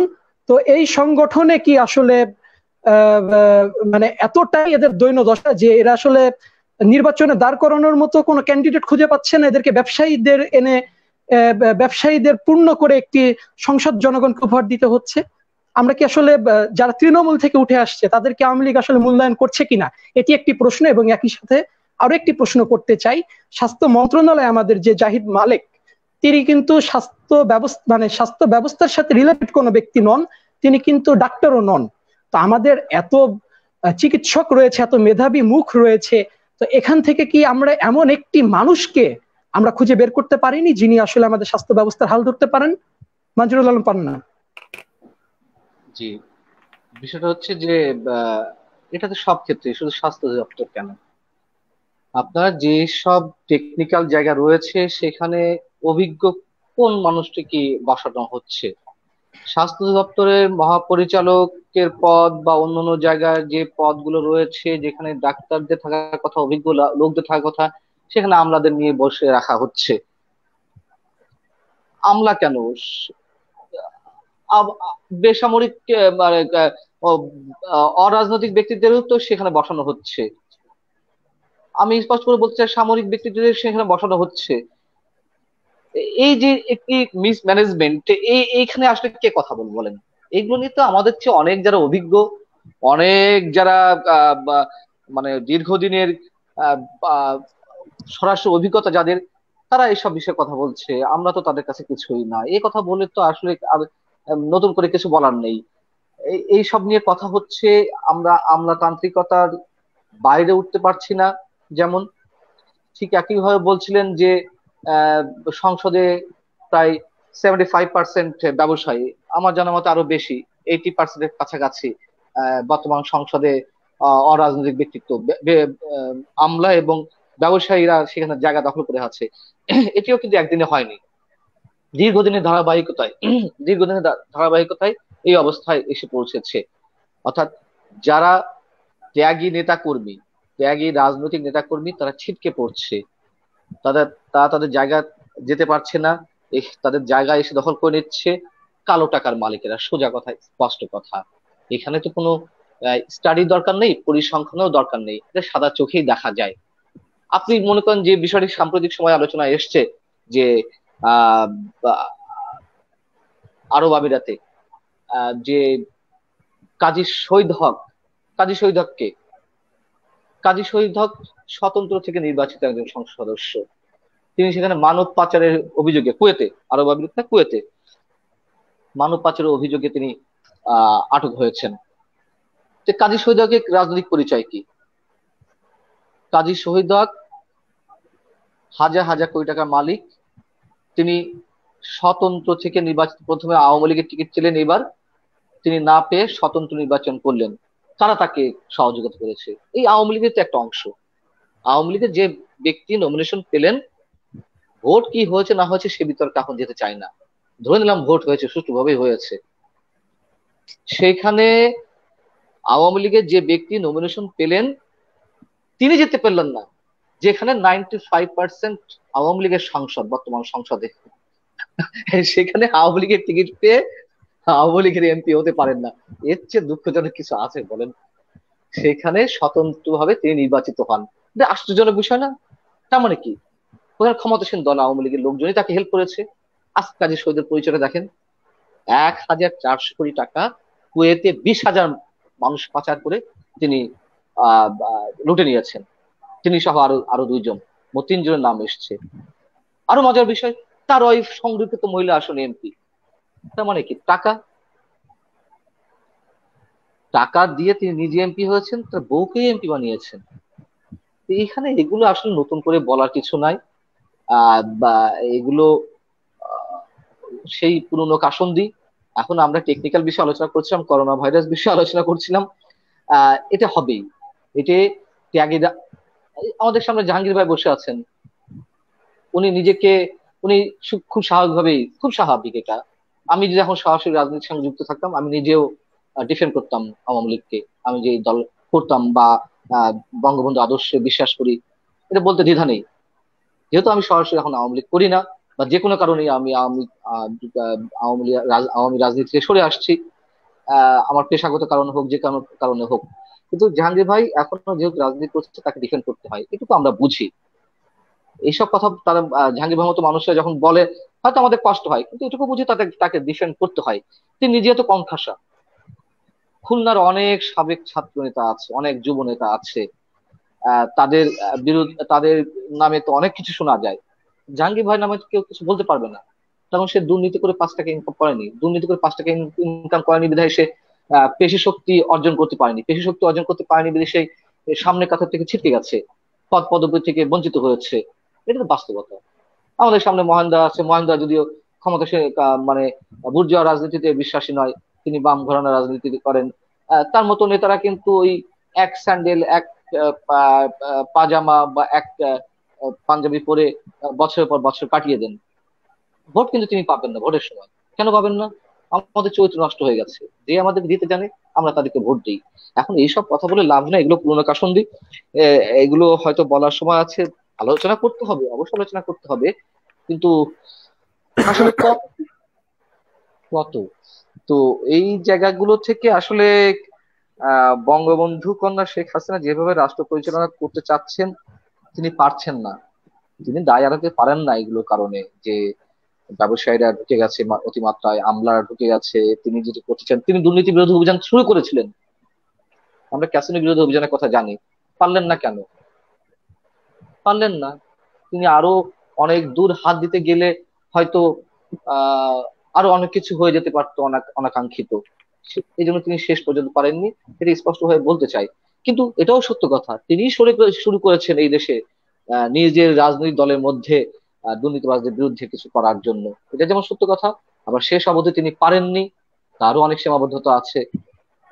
সবকিছু উচ্চতে সবকিছু করা যায় না, এগুলো বাস্তবতা।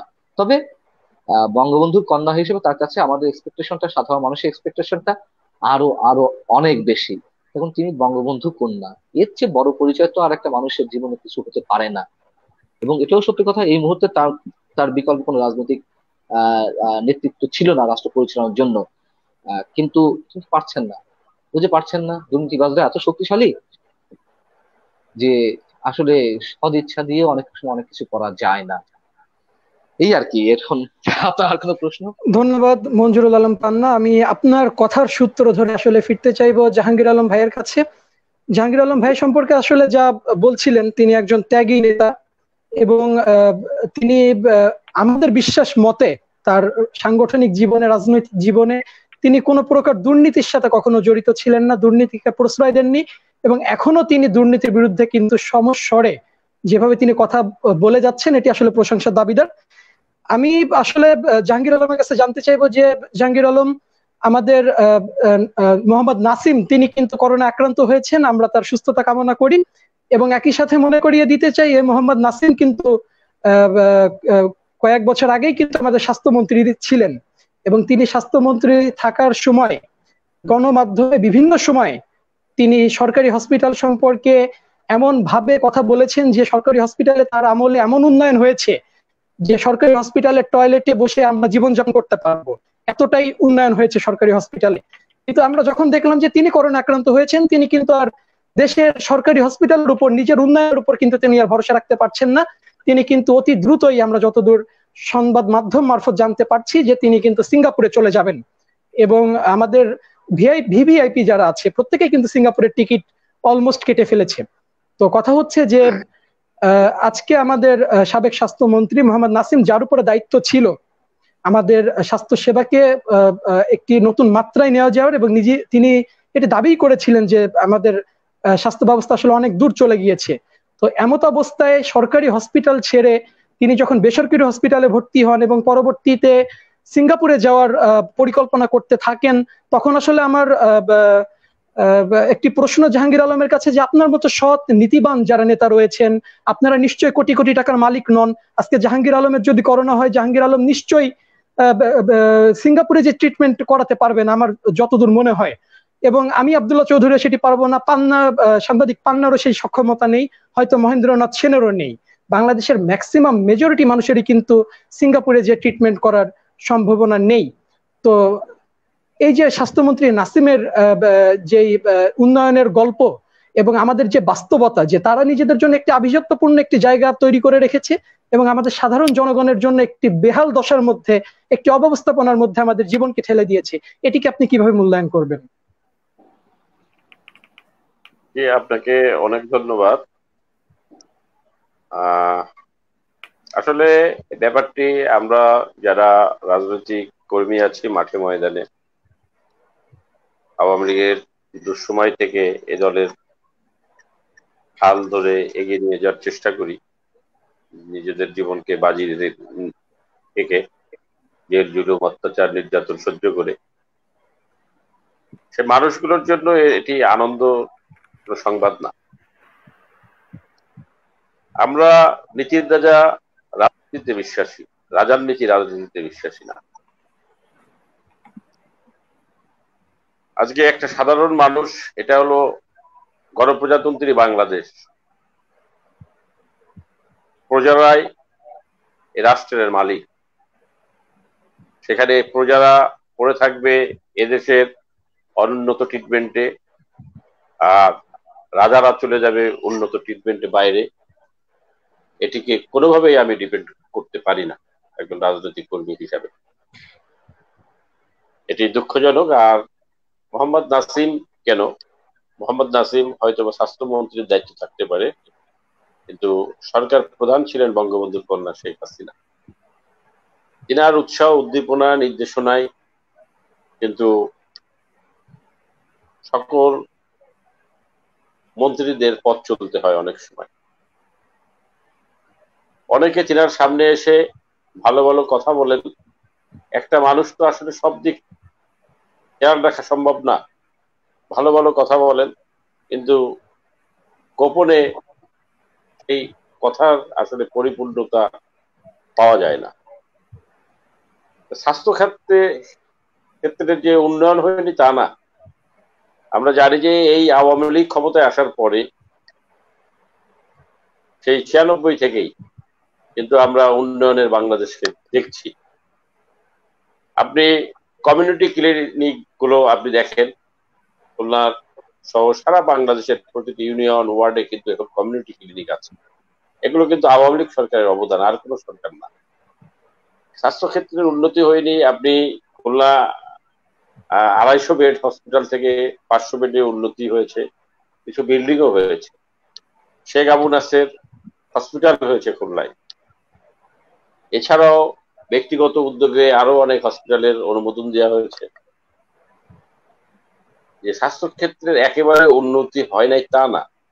আপনার খুলনায় অনেক সময় যে সমস্ত টেস্ট গুলো হতো না, এখন কিন্তু এই গত সরকারের আমলে, এই সরকারের আমলে কিন্তু এই সমস্ত মেশিনও কিন্তু এখানে এনে সেট আপ দিয়ে সাধারণ মানুষ কিন্তু উপকৃত একেবারে হচ্ছে না তা না, হচ্ছে। তবে হয়তো চাই এদেশের মাননীয় প্রধানমন্ত্রী, এদেশের মাননীয় প্রধানমন্ত্রী যেভাবে চায়, বঙ্গবন্ধুর কন্যা যেভাবে এই বাংলাদেশকে বঙ্গবন্ধুর স্বপ্নের সোনার বাংলা করতে চায়, আমরা যারা ওনাকে সাহায্য করবার জন্য গুরুত্বপূর্ণ দায়িত্বশীল পদে আছি, তারা সেইভাবে পালন করছি না।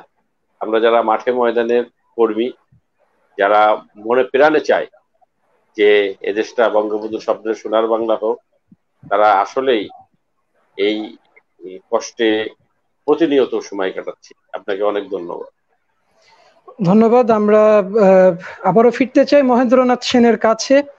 আসলে মহেন্দ্রনাথ সেন, আমরা শুনছিলাম যে করোনা বিপর্যয়ের মধ্যে আমাদের যত অব্যবস্থাপনা রয়েছে, গাফিলতি রয়েছে, আসলে আমরা একটু আশাবাদী হওয়ার কথাও শুনতে চাই যে আসলে নতুন একটি বাজেট হয়েছে, আমাদের বিভিন্ন দুর্নীতির খবর সামনে এসেছে।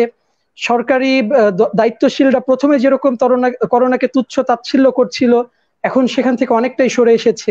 আমরা মাননীয় প্রধানমন্ত্রী শেখ হাসিনার সুদৃঢ় নেতৃত্বের কথাও শুনছিলাম। তো আসলে এই সকল বিষয় মিলিয়ে আমরা কি আসলে আগামী দিনগুলোতে এখান থেকে কতটা নিজেদেরকে শুধরে নিতে পারি, এবং আগামী দিনগুলোতে আসলে আমাদের জন্য ইতিবাচক কোনো কিছু আসলে অপেক্ষা করছে কিনা, এবং যদি ইতিবাচক কোনো ফলাফল আমরা পেতে চাই, সেক্ষেত্রে আসলে আমাদের করণীয় কি রয়েছে? মহেন্দ্রনাথ সেন, আপনাকে একটু, আমি প্রথমে একটু দেখছিলাম যে নাসিম ভাই সম্পর্কে যেটা বললেন, নাসিম ভাই গেল মস্তিষ্কে রক্তক্ষরণ হয়েছে, উনি নেগেটিভ, এবং ওনাকে সিঙ্গাপুরে নিয়ে যাওয়া হচ্ছে না। আমি একটু আপনার তথ্যটা দেখে আমি একটু ভয় পাচ্ছিলাম যে তাহলে আবার সিঙ্গাপুরে নেওয়া হচ্ছে কিনা। যা হোক, মহেন্দ্রনাথ সেন, সিঙ্গাপুরে নেওয়াটা আসলে খুব বড় কোনো বিষয় নয়। আপনি আমি একটি তথ্য দিয়ে, আমি এই তথ্যটিও বলেছিলাম যে তিনি এখন কিন্তু ইউনাইটেড হসপিটালে চিকিৎসাধীন অবস্থায় রয়েছেন। তো মহেন্দ্র সেন বলছি না, আমি বলছি যে আপনার ওই তথ্যটা দেখে আমি একটু মানে ভাবছিলাম যে আসলে এটি কি এটি মিডিয়াতে এসেছে, তার পরিবারের পক্ষ থেকে এটি নিশ্চিত করা হয়েছে যে ওনারা চেষ্টা চালাচ্ছেন সিঙ্গাপুরে যাওয়ার জন্য। আশার আলো যেটা হলো যে দেখেন, মানুষ কিন্তু সবকিছু পরিবর্তন হচ্ছে। আজকে কিন্তু অনলাইনে কিন্তু আপনারা বিভিন্ন ভাবে টকশো করছেন, তাই না? তাহলে এটা কিন্তু একটা পরিবর্তন অবশ্যই হয়েছে। মানুষ মানুষের পাশে আসছে, করোনা কিন্তু তার প্রমাণ করে দিছে। আপনি যদি দেখেন উমা, যিনি বিচারক উমা দেবী, উনার স্বামী মারা যাওয়ার পরে ওই দিনকে কিন্তু আর তিনি দেখেননি যে ধর্মটাকে কিন্তু প্রায়োরিটি দেন নাই, তার স্বামীকে কিন্তু ওই মুসলিম মানুষ দুটো নিয়েই কিন্তু সৎকার করেছে। ফলে পরিবর্তন হবে। সেক্ষেত্রে পরিবর্তনের ক্ষেত্রে বিভিন্ন প্রতিবন্ধকতাও থাকবে, এবং আপনারা অবশ্য নিশ্চয়ই লক্ষ্য করেছেন যে বিভিন্ন ভাবে রাজনীতিকে কলুষিত করার জন্য যেমন দেশি বিদেশি বিভিন্ন চক্রান্ত থাকে, যেমন ব্যবসায় একটা সিন্ডিকেট থাকে, ঠিক তেমনি ভাবে বিভিন্ন চক্রান্ত থাকে। এই চক্রান্তের শিকার অনেক সময় সরকারগুলো হয়ে পড়ে বিভিন্ন তথ্যের ভুল ভ্রান্তির কারণে। এখন কিন্তু তথ্য কিন্তু আর গোপন করে রাখা যাচ্ছে না। আজকে যে তথ্যগুলো আপনি উপস্থাপন করেছেন, অনেক তথ্য আমি কিন্তু নিজেও জানতাম না। আপনি বললেন যে স্বাস্থ্য খাতে এই টাকা খরচ করতে পারে নাই। অবশ্য আমিও এটা নিয়ে আপনার সাথে একেবারে একমত না, তবে আমার যতটুকু জানি যে যেখানে রাজস্ব খাতে গতবার যে যা ধরা হয়েছিল তা কিন্তু আমরা সেই রাজস্ব আদায় করতে পারিনি। যদিও এবার হলো আরো বেশি রাজস্ব আমরা ধরেছি, 3,68,000 কোটি টাকা। সেটা আবার ফিল আপ করবো কি করে সেটাও বিষয় আছে। পাশাপাশি এটা হয় কি, অনেক সময় দেখা যায় কি এক খাত থেকে অন্য খাতে নিয়ে যাওয়া হয়, ফলে আপনি আপনার মতো আমি জানি না, এরকম হতে পারে এক খাত থেকে আরেক খাতে নিয়ে যাওয়া হয়, কিন্তু যেখানে আপনার রাজস্ব এরকম না, বিষয়টা না। বার্ষিক উন্নয়ন কর্মসূচির আওতায়, এডিপির আওতায় যে কাজগুলো হয়, সেই উন্নয়ন বাজেটের যে অংশ স্বাস্থ্য খাতে বরাদ্দ ছিল সেইখানকার টাকা ফেরত গেছে। তখন এটা তো আমরা জানি যে জুন জুলাই যে বাজেট দেওয়া হয় জুনে, সেই টাকা ছাড় হতে হতে পরের বছর চলে আসে, তাই সেই টাকা কাটানোর সময় পায় না। এই বিষয়টা আপনার সাথে আমি করতেছি না, বিতর্ক করতেছি না, তবে কিছু কিছু ক্ষেত্রে দেখাও যায় যে এক খাত থেকে আরেক খাতে নিয়ে যাওয়া হয়। কিন্তু এবার যেটা হলো যে আপনি যেটা বললেন যে করোনার যে প্রস্তুতি আমাদের রাখার কথা ছিল এই বাজেটে, আসলে সেই প্রস্তুতিটা কিন্তু আমরা নেই নাই। আপনারা কিন্তু খেয়াল করেছেন যে এবার স্বাস্থ্য খাতে কিন্তু 1.3% বরাদ্দ করা হয়েছে, আর করোনায় একটা থোক বরাদ্দ করেছে 10,000 কোটি টাকা, যেটা কিন্তু আমাদের জন্য একেবারেই সামান্য। ইতিমধ্যেই কিন্তু সিপিডি এরা কিন্তু বলেই ফেলছে যে যে করোনা ভাইরাসের কারণে যে নজিরবিহীন যে ও বহুমুখী যে সংকট, সেই সংকট মোকাবেলা করতে কিন্তু এই সরকার ব্যর্থ হবে। তারপরেও কিন্তু আমরা দেখেছি এই করোনার হওয়ার পর থেকে মানুষ কিন্তু যে লকডাউনের মধ্যে কিন্তু মানুষ কিন্তু এগিয়ে এসেছে, মানুষের পাশে এসে দাঁড়িয়েছে, যারা যেভাবেই পারুক সহযোগিতা করেছে। আমার সব মিলিয়ে মনে হয় যে পরিবর্তন কিন্তু হচ্ছে, পরিবর্তন হবে, এবং আমরা হয়তো বা আশার আলো দেখব। ধন্যবাদ মহেন্দ্রনাথ সেন। আমরা আসলে আশাবাদী হতে চাই। আমি আসলে পুরো আলোচনা থেকে কিছু বিষয় আসলে আমি লক্ষ্য করেছি, যে বিষয়গুলো নিয়ে আমি আসলে পান্না ভাইয়ের কাছে যেতে চাই। আমরা দেখেছি যে অতীতের একটি কথা আমি বলতে চাই, যে আমাদের বর্তমান স্বাস্থ্যমন্ত্রী জাহিদ মালেক, উনি কিন্তু গত বছর যখন পুরা দেশ ডেঙ্গু আতঙ্কিত ছিল, তিনি কিন্তু সপরিবারে কিন্তু মালয়েশিয়াতে ভ্রমণে গিয়েছিলেন। তো সেই একই ব্যক্তি কিন্তু গত বছর তার কাছে যে দুর্নীতির অভিযোগগুলো এসেছিল, তিনি কিন্তু সেগুলো যাচাই বাছাই করেননি, এবং বছরও করোনা পরিস্থিতিতে আমরা দেখেছি যে তার দায়িত্ব বা সিদ্ধান্তে যে ভুল ছিল, এগুলো নিয়ে আসলে আমি আলোচনা করতে চাই না। আমি শুধু এতটুকুই বলতে চাই যে সরকারের ভেতরকার বিভিন্ন মন্ত্রণালয়কে একত্রিত করার জন্য যে জাতীয় কমিটি ছিল, সেই জাতীয় কমিটির কিন্তু প্রধান ছিলেন আমাদের বর্তমান স্বাস্থ্যমন্ত্রী জাহিদ মালিক। তিনি গণমাধ্যমের কাছে এসে বলেছেন যে তাকে অবহিত করে আসলে কোনো ডিসিশন নেওয়া হয় না, অথচ তিনি কিন্তু সভাপতি। তো এমন একটি মানুষ যার প্রতি জাতীয় কমিটির সভাপতি তিনি, কিন্তু জাতীয় কমিটির অন্যান্য সদস্যদের যার প্রতি কোনো ভরসা নেই, যার উপর ভরসা করতে পারছে না। তো নতুন বাজেট হোক, নতুন চিকিৎসক বিদেশ থেকে আনা হচ্ছে, যতই চিকিৎসক আনুক, আমরা জনগণ যতই সচেতন হই না কেন, আমাদের আসলে এমন দায়িত্ব জ্ঞানহীন মন্ত্রীকে রেখে কি আসলে আমাদের কোনো পরিবর্তন সম্ভব, যার উপরে জাতীয় কমিটি ভরসা করতে পারছে না? মঞ্জুরুল আলম পান্না, মন্ত্রী হওয়ার ক্রাইটেরিয়া আমাদের জানা নেই, আমরা শুধু এবং জানতাম। আমি আমি আমি আমি আরেকটি কথা যুক্ত করতে চাই যে আসলে আমাদের আমি যেটা বলি যে আশাবাদী হওয়ার মতো যে বিষয়টি আসলে আমাদের সামনে আসবে, আমরা আশা করছি। এটার জন্য আসলে আমাদের নেতাকর্মীদের একটু আন্তরিকতাই যথেষ্ট কিনা, জনগণের প্রতি একটু ভালোবাসাই যথেষ্ট কিনা। আমি পরে একটু ঠিক বুঝতে পারিনি কিসের জন্য ভালোবাসা যথেষ্ট কিনা। জি জি, আমি বলছি আমাদের যে একটি ক্রাইসিস চলছে, তো আমরা এখানে শুনেছি যে আমলাতান্ত্রিক জটিলতা রয়েছে, সংসদে ব্যবসায়ীতে পরিপূর্ণ হয়ে গিয়েছে শুনছি, আমরা বিভিন্ন চক্রের কথা শুনছি, সিন্ডিকেটের কথা শুনছি, যারা মাননীয় প্রধানমন্ত্রীকে পেছন থেকে টেনে ধরছেন। তো এত কিছুর পরেও আসলে আমাদের নেতা কর্মী যারা আমাদের দায়িত্বে রয়েছেন, দায়িত্বশীলদের একটু আন্তরিকতাই আসলে আমাদের এখান থেকে আপাতত পরিত্রাণ পাওয়ানোর জন্য একটি বড় ভূমিকা হিসেবে কাজ করতে পারে কিনা। শুধু রাজনৈতিক নেতৃবৃন্দের দোষ দিয়ে লাভ নেই, আসলে সবকিছুতে সমন্বয়ের ঘাটতি রয়েছে।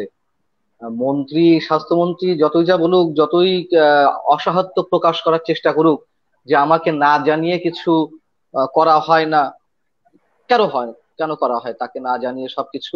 তার মানে তার ব্যক্তিত্বের অভাব, তার দূরদর্শিতার অভাব, তার পারদর্শিতার অভাব। যেটা আপনি এর আগে উল্লেখ করেছেন যে গত বছর ডেঙ্গুর সময় তিনি ব্যক্তিগত সফরে বিদেশে গিয়েছিলেন, তাকে খুঁজে পাওয়া যাচ্ছিল না। তো এই বিষয়ে যখন পরবর্তী দেশে ফিরে আসার পর এক সাংবাদিক প্রশ্ন করতে গেলেন, তাকে ধমক দিয়ে বসে রাখেন।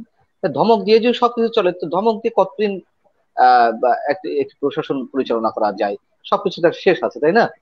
আর স্বাস্থ্যমন্ত্রী, আহ শুধু স্বাস্থ্যমন্ত্রীর কথা আমরা এখানে বলবো কেন? আচ্ছা, স্বাস্থ্যমন্ত্রী অসহায়ত্ব প্রকাশ করে সে নিজেকে বড় করেছে না ছোট করেছে? তিনি যে তার ব্যক্তিত্বের কথা বলছিলাম, তার যোগ্যতা কথা বলছিলাম, তাহলে তাকে কেউ মূল্যায়ন করছে না? হয়তো তিনি ঈশ্বরের আশীর্বাদে, খোদ ঈশ্বরের আশীর্বাদে তিনি টিকে আছেন মন্ত্রিত্বে, থাকতে পারেন, সেটা নিয়ে আমাদের মাথা ব্যথা নাই। এখানেও যে নতুন করে কেউ আসলে আহ খুব ব্যবস্থা খুব পরিবর্তন হয়ে যাবে সেটাও আমরা আশা করি না। মানে আমরা তো আসলে ঘর পোড়া গরু, সিঁদুর ও মেঘ দেখলে ভয় পাই। তো এই সব কিছু তা আমরা আমি ব্যক্তিগতভাবে খুব আশাবাদী কিছু না যে নতুন কেউ আসলেই সে খুব আমূল পরিবর্তন করে দেবে। হ্যাঁ, পরিবর্তন যেমন স্বাস্থ্য সচিবের তো রদবদল হলো, প্রধানমন্ত্রীর ইচ্ছাতে নিশ্চয় হয়েছে। আর স্বাস্থ্যমন্ত্রী কেন রদ বদল মানে বদল হচ্ছে না, সেটাও নিশ্চয়ই রাজনৈতিক কোনো কারণ আছে। সবকিছু আর খুলাসা করা যায় না। আহ আপনি সমন্বয়হীনতার কথা বলছেন, দেখেন, একবার গার্মেন্টস খোলা হলো, বন্ধ করা হলো, গার্মেন্টস কর্মীরা বাড়ির দিকে ছুটলেন। আবার দুদিনের নোটিশে, একদিনের নোটিশে গার্মেন্টস খোলা হলো, আবার তারা চাকরি বাঁচানো, তাকে শ্রমিকরা ফিরলেন। এক যেদিন ঈদে বাড়ি যাওয়ার বিষয়ে স্বয়ং পুলিশের আইজি বললেন যে কারোর হবেন না, স্থানান্তরিত কেউ হবেন না, কেউ গ্রামের বাড়িতে যাবেন না ঈদ করতে। পরের দিন র্যাবের ডিজি বলেন যাদের ব্যক্তিগত গাড়ি আছে তারা যেতে পারবেন। সমন্বয়হীনতা কোথায়, বুঝতে পারছেন? তো এটা শুধু এরকম না তো, আরো অনেক কিছুই সমন্বয়হীনতা রয়েছে, শুরু থেকেই সমন্বয়হীনতা রয়েছে, এখনো পর্যন্ত সমন্বয়হীনতা রয়েছে। আসলে এখানে প্রশাসনের ভিতরে যে যোগসূত্রতা, যে পারস্পরিক যে বোঝাপড়া, সেখানে যথেষ্ট ঘাটতি রয়েছে, পূর্ণ মাত্রায় ঘাটতি রয়েছে।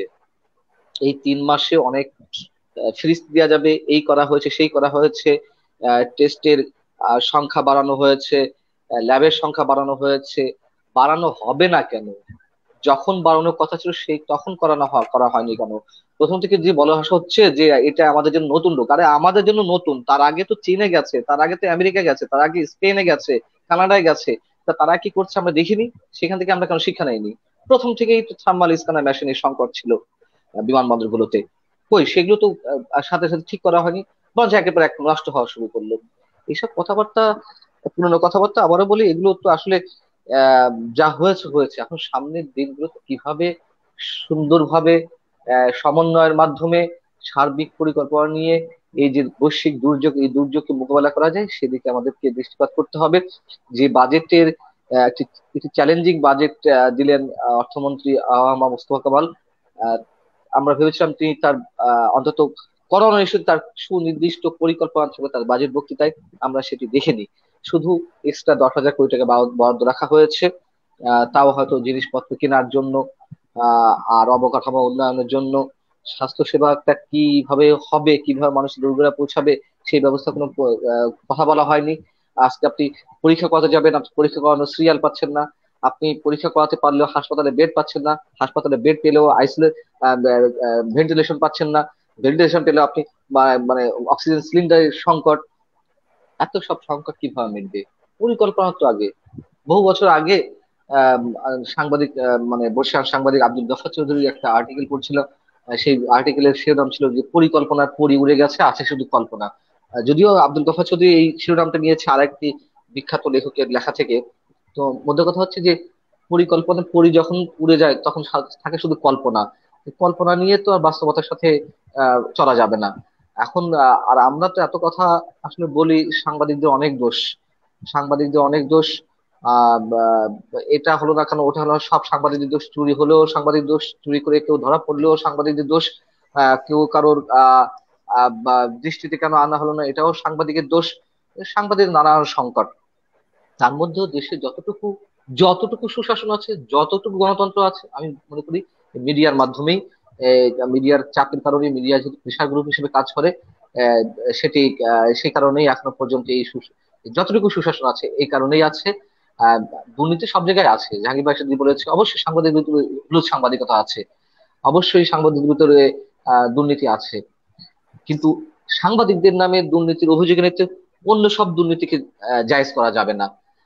যেহেতু সাংবাদিকরা প্রশাসনিক কেন্দ্রবিন্দুতে নাই বা প্রশাসনিক কার্যক্রমে নাই, তারা শুধু তুলে ধরতে পারে এই সমাজের বিভিন্ন সংকটের কথা, ত্রুটির কথা, বিচ্যুতির কথা, কোথায় অসঙ্গতির কথা, সেগুলো তুলে নিয়ে আসতে পারে। তো এগুলো বলে আসা হচ্ছে। এখন আসলে প্রশাসনে যারা রয়েছেন, সরকারে যারা রয়েছেন, তাদেরকে বিবেচনা করতে হবে আসলে এইভাবে তো শুধু আহ কথা দিয়ে তো মানুষের মন জয় করা যাবে না। মানুষ যেখানে চিকিৎসা সেবা পাচ্ছে না, চিকিৎসা সেবাকে সর্বাধিক গুরুত্ব দিয়ে একটি সুষ্ঠু পরিকল্পনা নিয়ে চিকিৎসা ব্যবস্থার আমূল সংস্কার সাধন করে আহ তবেই না একটি সুন্দর স্বাস্থ্য ব্যবস্থা আমরা পেতে পারবো। শুধু টাকার অঙ্ক বাড়িয়ে স্বাস্থ্য সেবা পাওয়া সম্ভব না। এটি তারা সবাই জানে কোথায় হাত দিতে হবে, না হাত দিতে হবে। আওয়ামী লীগের উপপ্রচার সম্পাদক আমিনুল ইসলাম আমিরের নামে একটি মামলা হয়েছে। তিনিও KN95 মাস্ক সরবরাহের জায়গায় 2 নম্বরই মানে কি বলে কোয়ালিটিফুল নয় এমন মাস্ক তিনি সরবরাহ করছিলেন, তার কোম্পানি যেটি সেটি নাম মামলা হয়েছে, তার নামে মামলা হয়েছে। যদিও তিনি শুধু অস্বীকার করেছেন যে সরবরাহকারী তিনি নিজে নয়, তার লাইসেন্স ব্যবহার করে অন্য কেউ সরবরাহ করছিলেন। এইসব হয়তো অনেক ধরনের আসতেই পারে, হয়তো সত্যি সত্যি সেটি হতে পারে, আবার হয়তো যেটা বাস্তবতা যে তারই কাজ পাওয়ার কথা, এমন সংকটময় মুহূর্তে তিনি তার লাইসেন্স ব্যবহার করে অন্য কাউকে কাজ দিবেন, সেটি হওয়ার কথা নয়। তারপরে এটা ভালো কথা যে আওয়ামী লীগ ক্ষমতায়, আওয়ামী লীগ নিজের দলের মানুষের বিরুদ্ধে মামলা করার অনুমতি দিয়েছে। নিশ্চয় তার বিরুদ্ধে যিনি মামলা করতে গিয়েছেন ওষুধ প্রশাসনের পক্ষ থেকে বা স্বাস্থ্য অধিদপ্তরের পক্ষ থেকে, তারা গেলেই তো পুলিশ মামলা নেয়নি, তিনি তো কেন্দ্রীয় নেতা। তো নিশ্চয়ই উপর লেভেল থেকে, শীর্ষ পর্যায় থেকে গ্রিন সিগন্যাল গেছে বিধায় তার বিরুদ্ধে মামলা হয়েছে। তা আমরা চাই এই সুশাসনটি সব জায়গায় থাক, সব জায়গায় আসুক। স্বাস্থ্য ব্যবস্থাপনা যে দুর্নীতি, আমি প্রথমেই বলেছিলাম যে এই দুর্নীতির চিত্র শুধু এই সরকারের আমলে নয়, সরকার পরম্পরায় এই দুর্নীতি ঘটে আসছে এবং সেটি আস্তে আস্তে মানে একটা মহিরূপ ধারণ করেছে। এইটি থেকে আমাদেরকে বেরিয়ে আসতে হবে। সেই পরিকল্পনা, প্রধানমন্ত্রীর কথা বলছিলাম, প্রধানমন্ত্রীর জন্য আহ তার কথা বলে ভালো, যখন মনে পড়ে ভালো যেমন লাগে, কষ্টও হয় যে একা একটা মানুষ দেশ চালাচ্ছে। তাকে ওই যে সেই পুরোনো কথা বলতে হয় যে আমরা নিজে চোখে দেখেছি, দূর থেকে হলেও সরাসরি দেখেছি যে কিভাবে তাকে মিসগাইডেড করা হচ্ছে।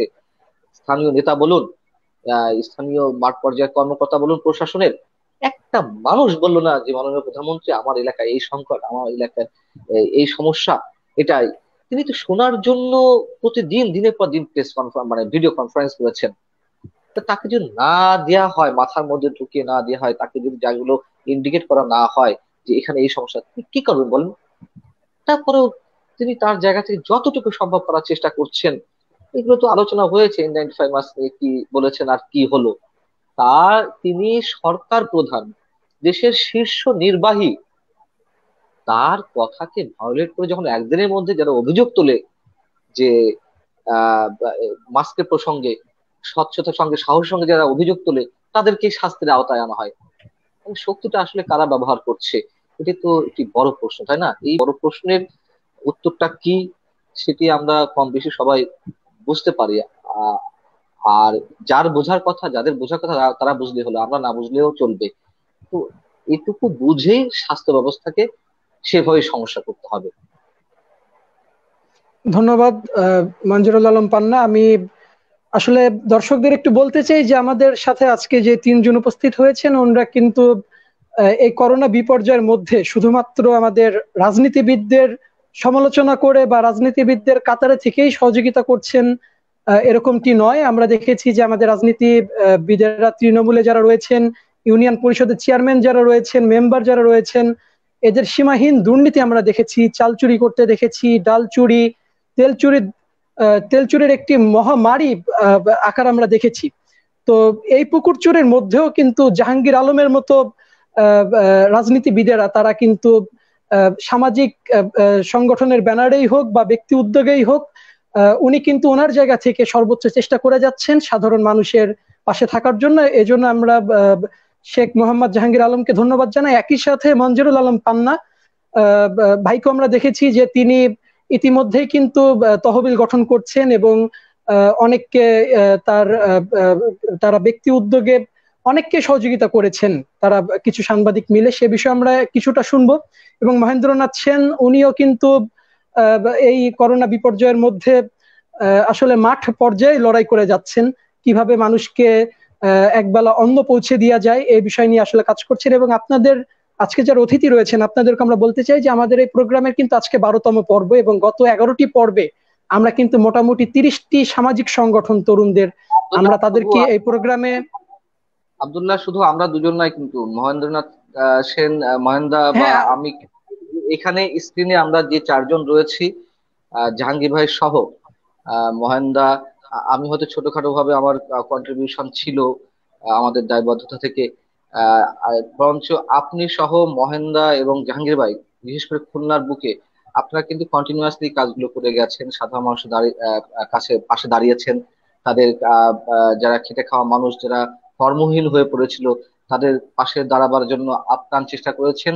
এটা আমার ভালো লাগছে এটুকু ভেবে যে অন্তত স্ক্রিনে এই মুহূর্তে যে কজন আছে, তারা কিন্তু আহ যার যার অবস্থান থেকে এই কর্মহীন মানুষগুলোর পাশে দাঁড়িয়েছেন। আহ, এটুকুই আমার অন্তত আজকের এই মাথায় আসাতে ভালো লাগছে। ধন্যবাদ পান্না ভাই। আমি জাহাঙ্গীর আলম ভাইয়ের কাছ থেকে আসলে একটু শুনতে চাইবো যে মাঠ পর্যায়ে, মানে আপনি অভিজ্ঞতাটা শেয়ার করতে পারবেন ভালোভাবে। আপনি যখন একজন অন্নহীন মানুষের কাছে অন্ন নিয়ে গেছেন, একজন ক্ষুধার্ত মানুষকে 3 বেলা খাইয়েছেন, আপনার ব্যক্তি উদ্যোগে হোক, আপনার সংগঠনের মাধ্যমে হোক, এই মানুষগুলোর যে হাসি, এই মানুষগুলোর যে দোয়া, আমাদের যারা বর্তমানে যারা রাজনীতি করছেন, যারা আসলে জনগণের অর্থ আত্মসাৎ করছেন, তো আপনি আসলে, আমি বিশ্বাস করি, যেহেতু আমরা পান্না ভাই যেটি বলছিলেন, স্ক্রিনের চারজনই কিন্তু কাছ থেকে দেখেছি যে ক্ষুধার্ত মানুষের কাছে একবেলা খাবার নিয়ে গেলে তাদের যেই হাসি এবং তাদের ভেতরে যে একটি প্রশান্তি, এটি কিন্তু আমাদেরকে আন্দোলিত করে। তো আমাদের রাজনীতিবিদেরা কি আসলে জনগণের কাছে পৌঁছাইতে পারছে না? তারা কি আসলে এতটুকু ফিল করতে পারছে না? তারা কি এতই অভাগা? আমি আসলে জাহাঙ্গীর আলম ভাই আপনার কাছ থেকে একটি বার্তা আপনি আসলে দিবেন আশা করছি আমাদের বর্তমান পলিটিশিয়ান যারা আসলে জনগণের অর্থকে আত্মসাৎ করছে, তাদের উদ্দেশ্যে আসলে আপনি আপনার অভিজ্ঞতা, মাঠ পর্যায়ে কাজ করার অভিজ্ঞতা শেয়ার করে, মানুষের যে ভালো লাগা ভালোবাসা আপনি পেয়েছেন সেটি একটু শেয়ার করে তাদের উদ্দেশ্যে একটি বার্তা দিবেন। জি, আপনাকে অনেক ধন্যবাদ। আসলে এই করোনা মহামারীর এই দুর্যোগময় অবস্থায় অনেক শিক্ষায় আমরা অর্জন করেছি। যারা ঘরে বসে আছি এই করোনার সময়, যাদের সবসময় মাঠে ময়দানে দেখি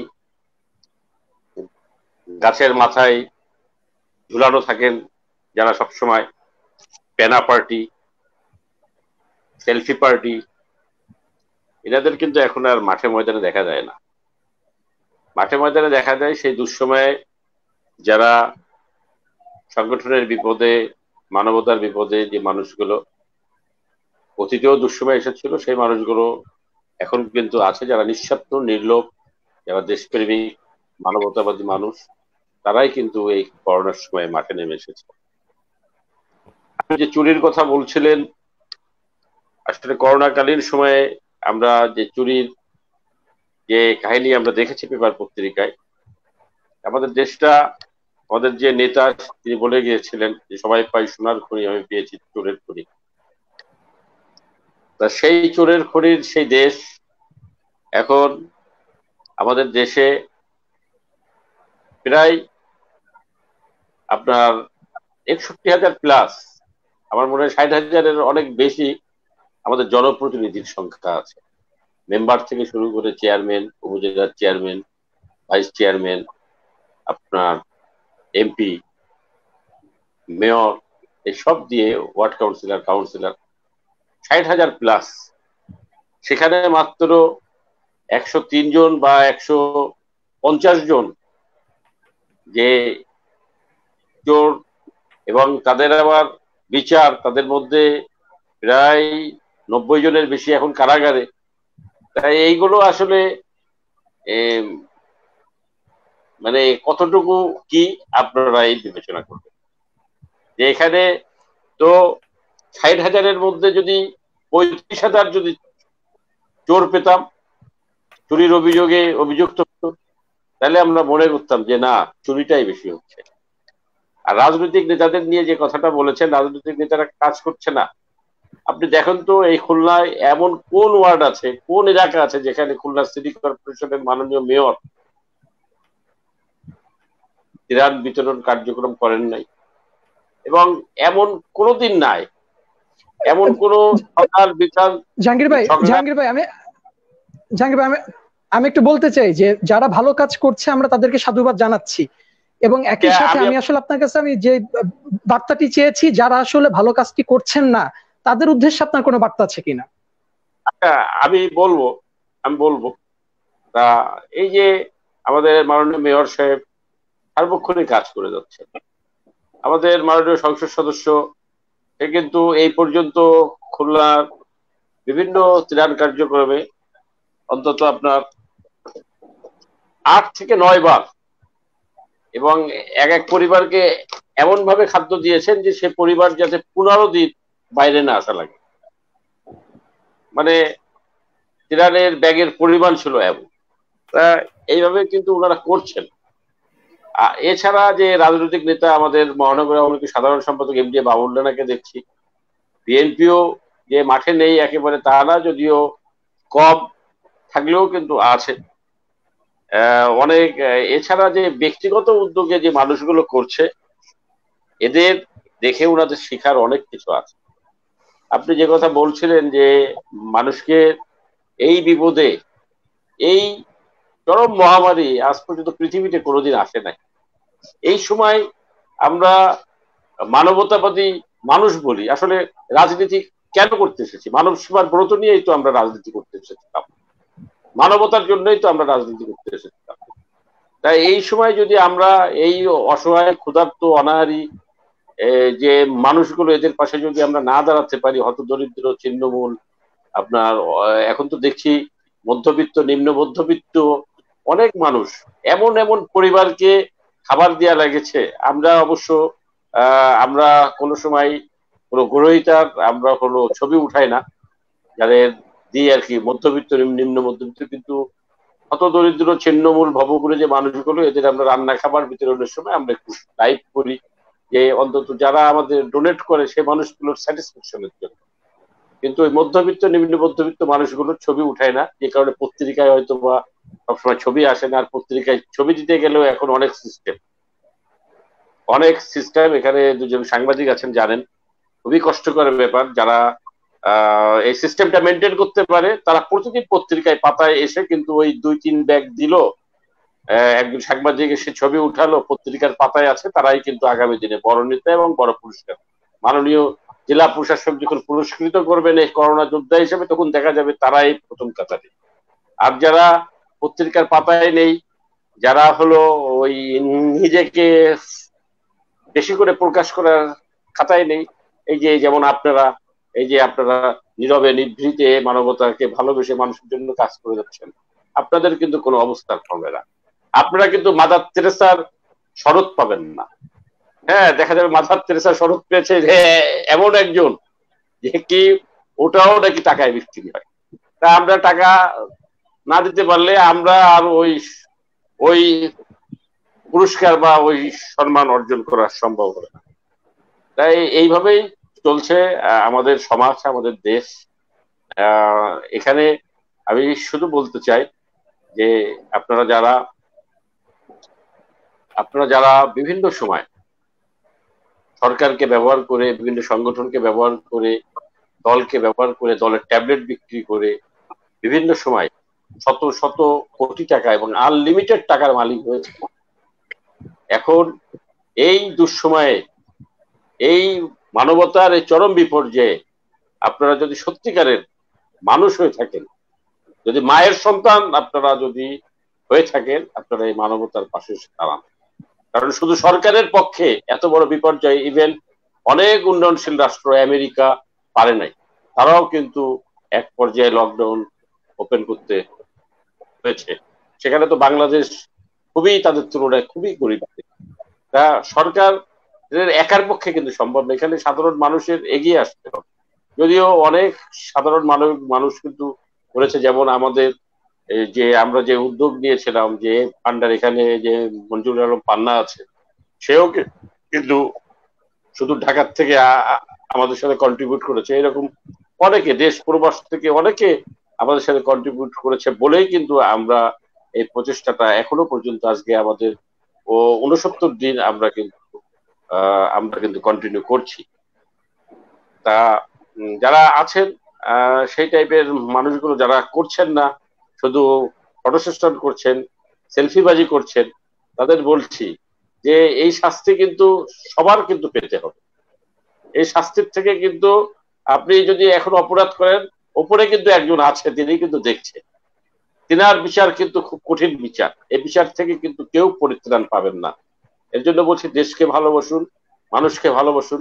এটা অসহায় মানুষের পাশে দাঁড়ালে তার যে হাসিটা, সে হাসিটাই যে কত শান্তি, আপনি যে কত ইন্সপায়ার্ড হবেন, আপনি যে কত আরো সামনের দিকে এগিয়ে যাবেন, এবং মহান রব্বুল আলামিন যে আপনাকে কত ভালোবাসবেন, আপনাকে কত পুরস্কৃত করবেন, সেটা আসুন সত্যিকারের একজন মানুষ হিসাবে আপনি মানবিকভাবে চলে দেখুন যে এই কাজে কিন্তু অনেক শান্তি। এর জন্য আমি বিনীতভাবে একজন মানুষ হিসাবে আমি সকলকে অনুরোধ করব, যারা এই করোনা নিয়ে রাজনীতিতে ব্যস্ত, যারা করোনা নিয়ে করোনায় সাহায্য দিচ্ছেন না, নির্বাচন করছেন, এমনও অনেকে আছে কিন্তু দেখছি।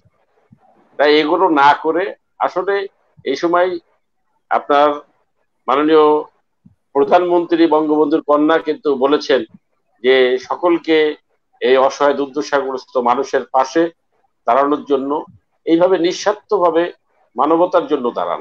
এখনই যদি মানুষের জন্য না করেন, তা কখন করবেন? এটাই তো সব থেকে উপযুক্ত সময় মানুষের জন্য করার। তাই এই সময়ে কেউ ঘরে বসে থাকবেন না। যারা মানবিক মানুষ আছেন এবং বিত্তবানরা আছেন, সকলকে আমি বিনীতভাবে অনুরোধ করবো, আপনারা আসুন। আর খুলনায় যা চলছে এই যে খুলনার জেলা প্রশাসন একবার সিদ্ধান্ত দেয় যে খুলনা লকডাউন, এই যে ঈদের আগে আমরা যে খেলাগুলো দেখেছি, খুলনা লকডাউন, আবার 2 দিন না যেতে যেতে যে ঈদে কোনো মার্কেট খুলবে না, আবার 2 দিন না যেতে যেতে আবার দেখলাম এখানে মহেন্দ্রনাথ সেন আছে, সে হলো বলতে পারবে 2 দিন না যেতে যেতে দেখি যে আবার সিদ্ধান্ত কি হয়েছে যে মার্কেট গুলো খোলা। এবং মার্কেটে কিভাবে ভিড়, মানে মানুষের সচেতনতাও নাই, কিভাবে ভিড়, এবং যে কারণে এখন করোনা এই যে আজকে আমাদের 57 জন আইডেন্টিফাই হয়েছে, এইভাবে কন্টিনিউ বেড়ে যাচ্ছে।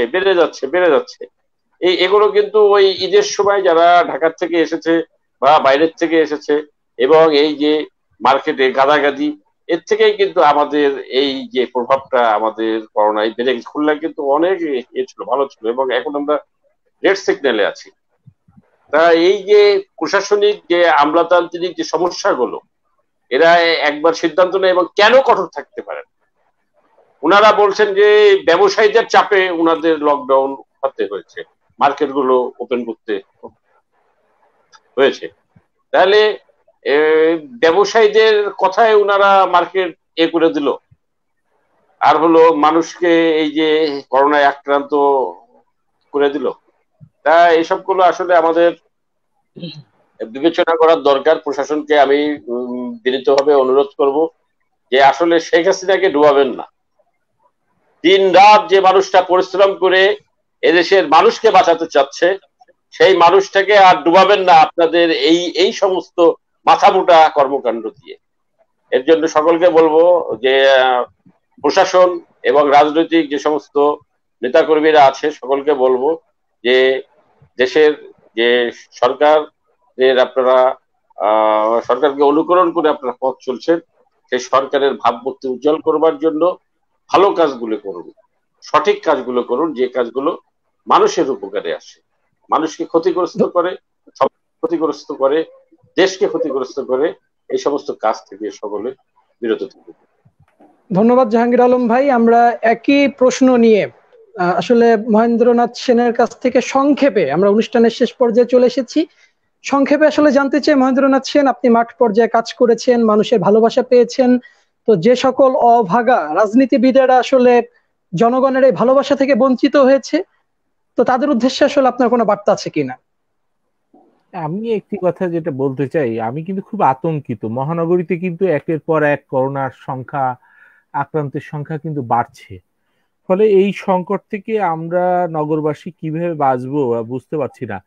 ইতিমধ্যে আপনি লক্ষ্য করেছেন যে স্বাস্থ্য কমিটি, যে কমিটি গুলো করা হয়, সেখানে যে দেখা যায় যে জনপ্রতিনিধিরা কিন্তু নাই বেশি, অর্থাৎ জনপ্রতিনিধিদের কিন্তু জনগণের পরে দায়বদ্ধতা বেশি, কিন্তু সেইটার জায়গাটা যেন কেমন মনে হচ্ছে সমন্বয়ের অভাব, সমন্বয় আর পরিকল্পনার অভাবে কিন্তু আমরা ভাসছি। এই পরিকল্পনা এবং সমন্বয়ের অভাব থেকে বেরিয়ে আসতে হবে। আমাদেরকে পরিবেশের উপরে যে আমরা যে বিরূপ আচরণ করি, সেই বিরূপ আচরণ থেকে আমাদেরকে বেরিয়ে আসতে হবে। না হলে দেখবেন আমফানের মতো, বুলবুলের মতো প্রাকৃতিক দুর্যোগ কিন্তু এই উপকূলীয় অঞ্চলে লেগেই থাকবে। আজকে কয়রায় বানে ভাসছে, বেড়িবাঁধ গুলো ভেঙে যাচ্ছে পরিকল্পনাহীনতার অভাবে। আর আমি যেটা বলবো, যে আমি সকলের উদ্দেশ্যে যেটা বলবো, যে আমাদের খাদ্য অভ্যাস কিন্তু পরিবর্তন করতে হবে। সি ভিটামিনের উপর নজর রাখতে হবে, আমাদের শরীরচর্চার দিকটাকে নজর করতে হবে বেশি করে, কারণ এরকম ভাইরাস আসবে। আর এই ভাইরাস প্রতিরোধ করার জন্য আমাদেরকে প্রস্তুত হতে হবে, আমাদের বারবার হাত ধুতে হবে, আমাদের মনে রাখতে হবে যে আপনি দেখবেন এর আগের ভাইরাস গুলোর কিন্তু এখনো কিন্তু ভ্যাকসিন কিন্তু এখনো সফলভাবে তৈরি হয়নি। ফলে এই ভ্যাকসিন যে কবে আসবে সেটাও কিন্তু আমরা কিন্তু বলতে পারছি না। ফলে আমাদের যে সামাজিক দূরত্বটা, সেই সামাজিক দূরত্বটা রক্ষা করতে হবে, বারবার হাত ধুতে হবে, এবং আমাদেরকে যে পুরনো যে রীতিগুলো, সেই রীতিগুলো পরিবর্তন করতে হবে। আপনি দেখবেন যে 100 বছর আগেও কিন্তু এই মাস্ক কিন্তু ব্যবহার করা হতো। ফলে এই মাস্কটা কিন্তু নতুন না, আমাদেরকে মাস্কটা ব্যবহার করতে হবে, সঠিকভাবে ব্যবহার করতে হবে। একেবারে মুখের ধারে রেখে দিলাম আর এই যে নাকটা ফাঁকা রাখলাম, এইভাবে না, সঠিকভাবে আমরা ব্যবহার করব, স্বাস্থ্যবিধি মেনে চলবো, সরকারকে সহযোগিতা করব, তাহলে মনে হয় এই করোনার যে দুর্যোগ, এই দুর্যোগকে মোকাবেলা করতে পারবো। ধন্যবাদ মহেন্দ্রনাথ সেন। আমরা একই প্রশ্ন নিয়ে ফিরতে চাই পান্না ভাইয়ের কাছে, এবং আমরা তার কাছ থেকে জানতে চাইবো আসলে আমাদের রাজনীতিবিদদের উদ্দেশ্যে তার কোনো বার্তা আছে কিনা। তিনি মাঠ পর্যায়ে কাজ করেছেন, আমরা দেখেছি। তো পান্না ভাই, আপনার মুখ থেকে শুনতে চাচ্ছিলাম যে পলিটিশিয়ানদের উদ্দেশ্যে আসলে কোনো বার্তা আছে কিনা আপনার। পলিটিশিয়ানদের উদ্দেশ্যে আমরা কি বার্তা দেবো? আমাদের ঘরে তো 3টে মাথা না যে আমরা পলিটিশিয়ানদের উদ্দেশ্যে বার্তা দেব। বরঞ্চ পলিটিশিয়ানদের পক্ষ থেকেই আমাদের বার্তা পাওয়ার কথা, কিন্তু বাস্তবতা হচ্ছে আসলে সত্যি কথা এটা যে পলিটিশিয়ানদের আহ দেখা যায়নি, সেটা আওয়ামী লীগ হোক বিএনপি হোক, তেমন আকারে দেখা যায়নি। যারা সত্যিকার অর্থে মানবতাবাদী মানুষ, রাজনীতির ঊর্ধ্বে ওঠা মানুষগুলো রাজনীতি করলেও রাজনীতির আহ, আহ, বাইরে থেকে যেসব দায়বদ্ধতা থেকে যারা করেন তারাই মাঠে ছিলেন। যেমন জাহাঙ্গীর ভাইয়ের মতো মানুষরা, মহেন্দ্রের মতো মানুষেরা, আপনারা যারা আছেন তারা তো সামাজিক সংগঠন যারা করছেন তারা তো আছেনই। আর জাহাঙ্গীর ভাই যে কথাটা বললেন যে প্রতিটি ওয়ার্ডে মেয়র সাহেব গেছেন, খুলনার মেয়র সাহেব, তিনি তার দায়িত্বের জায়গা থেকে হয়তো গেছেন, সেটা নিয়ে আমার কোনো প্রশ্ন নেই। কিন্তু আহ, দলীয় অন্যান্য নেতা বিভিন্ন ওয়ার্ডে যারা কাজ করেছেন, এটা স্পষ্টত আমরা জানি সরকারের ত্রাণ দেওয়ার দায়িত্বে তারা ছিলেন, তারা সেই ত্রাণ নিয়ে গেছে। কিন্তু ব্যক্তি পর্যায়ে জাহাঙ্গীর আলমদের মতো মানুষ যারা দলের গণ্ডির বাইরে এসে নিজ উদ্যোগে, আহ, তার একটা সংগঠন আছে সেই সংগঠনের নামে তারা করেছেন, তিনি না করলে কিছু যায় আসতো না। তিনি তো এখন কোনো পদ পদবি তো নেই, তার সামনে কোনো কমিটি নেই যে তাকে আসার জন্য তাকে মানুষের সামনে ভোট প্রার্থনা করতে হবে, এমন কোনো বিষয় ছিল না। তারপর তার চিরাচরিত যে স্বভাব, সেই বৈশিষ্ট্য থেকেই তিনি এই কাজগুলো করেছেন, যেমনটি মহেন্দ্র নাথ সেন করেছেন, সাংবাদিকতার পাশাপাশি আপনারা করে যাচ্ছেন। কিন্তু আক্ষরিক অর্থে দলীয় নেতা বলতে যা বোঝায় ওরকম তেমন কাউকে দেখা যায়নি। ওই যে বললাম সরকারি ত্রাণ মানুষের কাছে নিয়ে গেছে, ভাবটা দেখিয়েছে তিনি নিজে ত্রাণ দিচ্ছেন, আসলে তিনি পকেট থেকে কয়েক টাকা দিয়েছেন, এটি প্রশ্ন সাপেক্ষ। তবে এর বাইরে কিছু মানুষ যে নেই, জাহাঙ্গীর আলমদের মতো মানুষ, মহেন্দ্রনাথ সেনদের মতো মানুষ, এটি এটি বলা যাবে না। অবশ্যই দলের মধ্যেও কিছু মানুষ আছে, কিন্তু আমরা যেই অর্থে রাজনৈতিক নেতা বলতে যাদেরকে বোঝাচ্ছি সেই অর্থে নেই। এমপিদের কথা আপনি ধরেন, কয়জন এমপি এলাকায় ছিলেন, এই এলাকায় থেকে কাজ পাবো মানে কাজ ত্রাণের কার্যক্রম তদারকি করছেন, কয়জনের কথা আপনি বলতে পারবেন?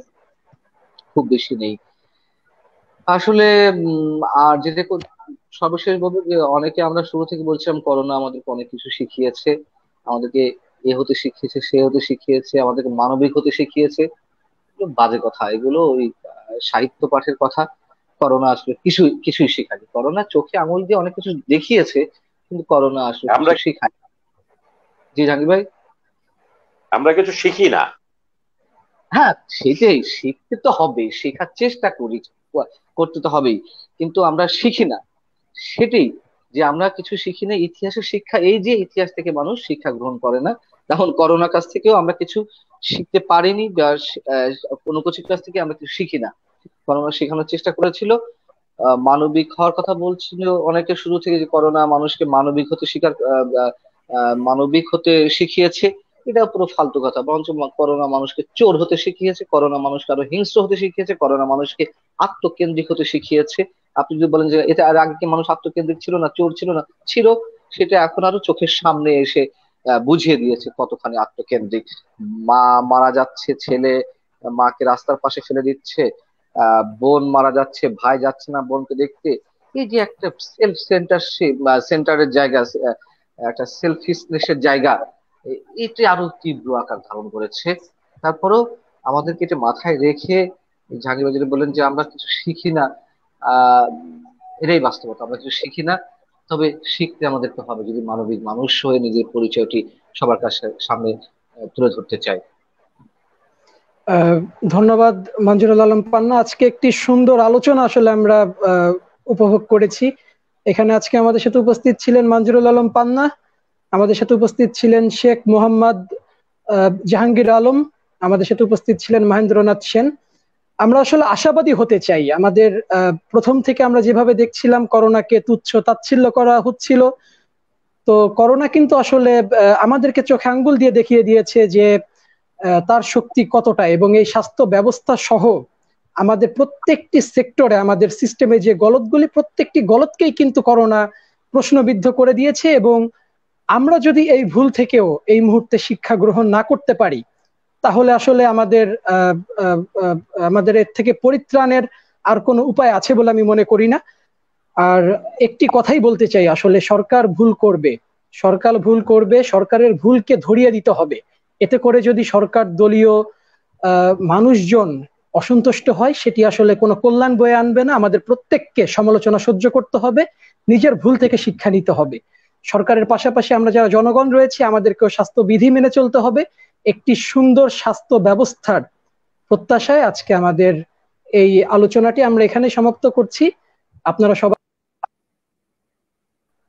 জয় আগুয়ান, জয় ৭১, ভালো থেকো বাংলাদেশ। জি, আপনাদের সকলকে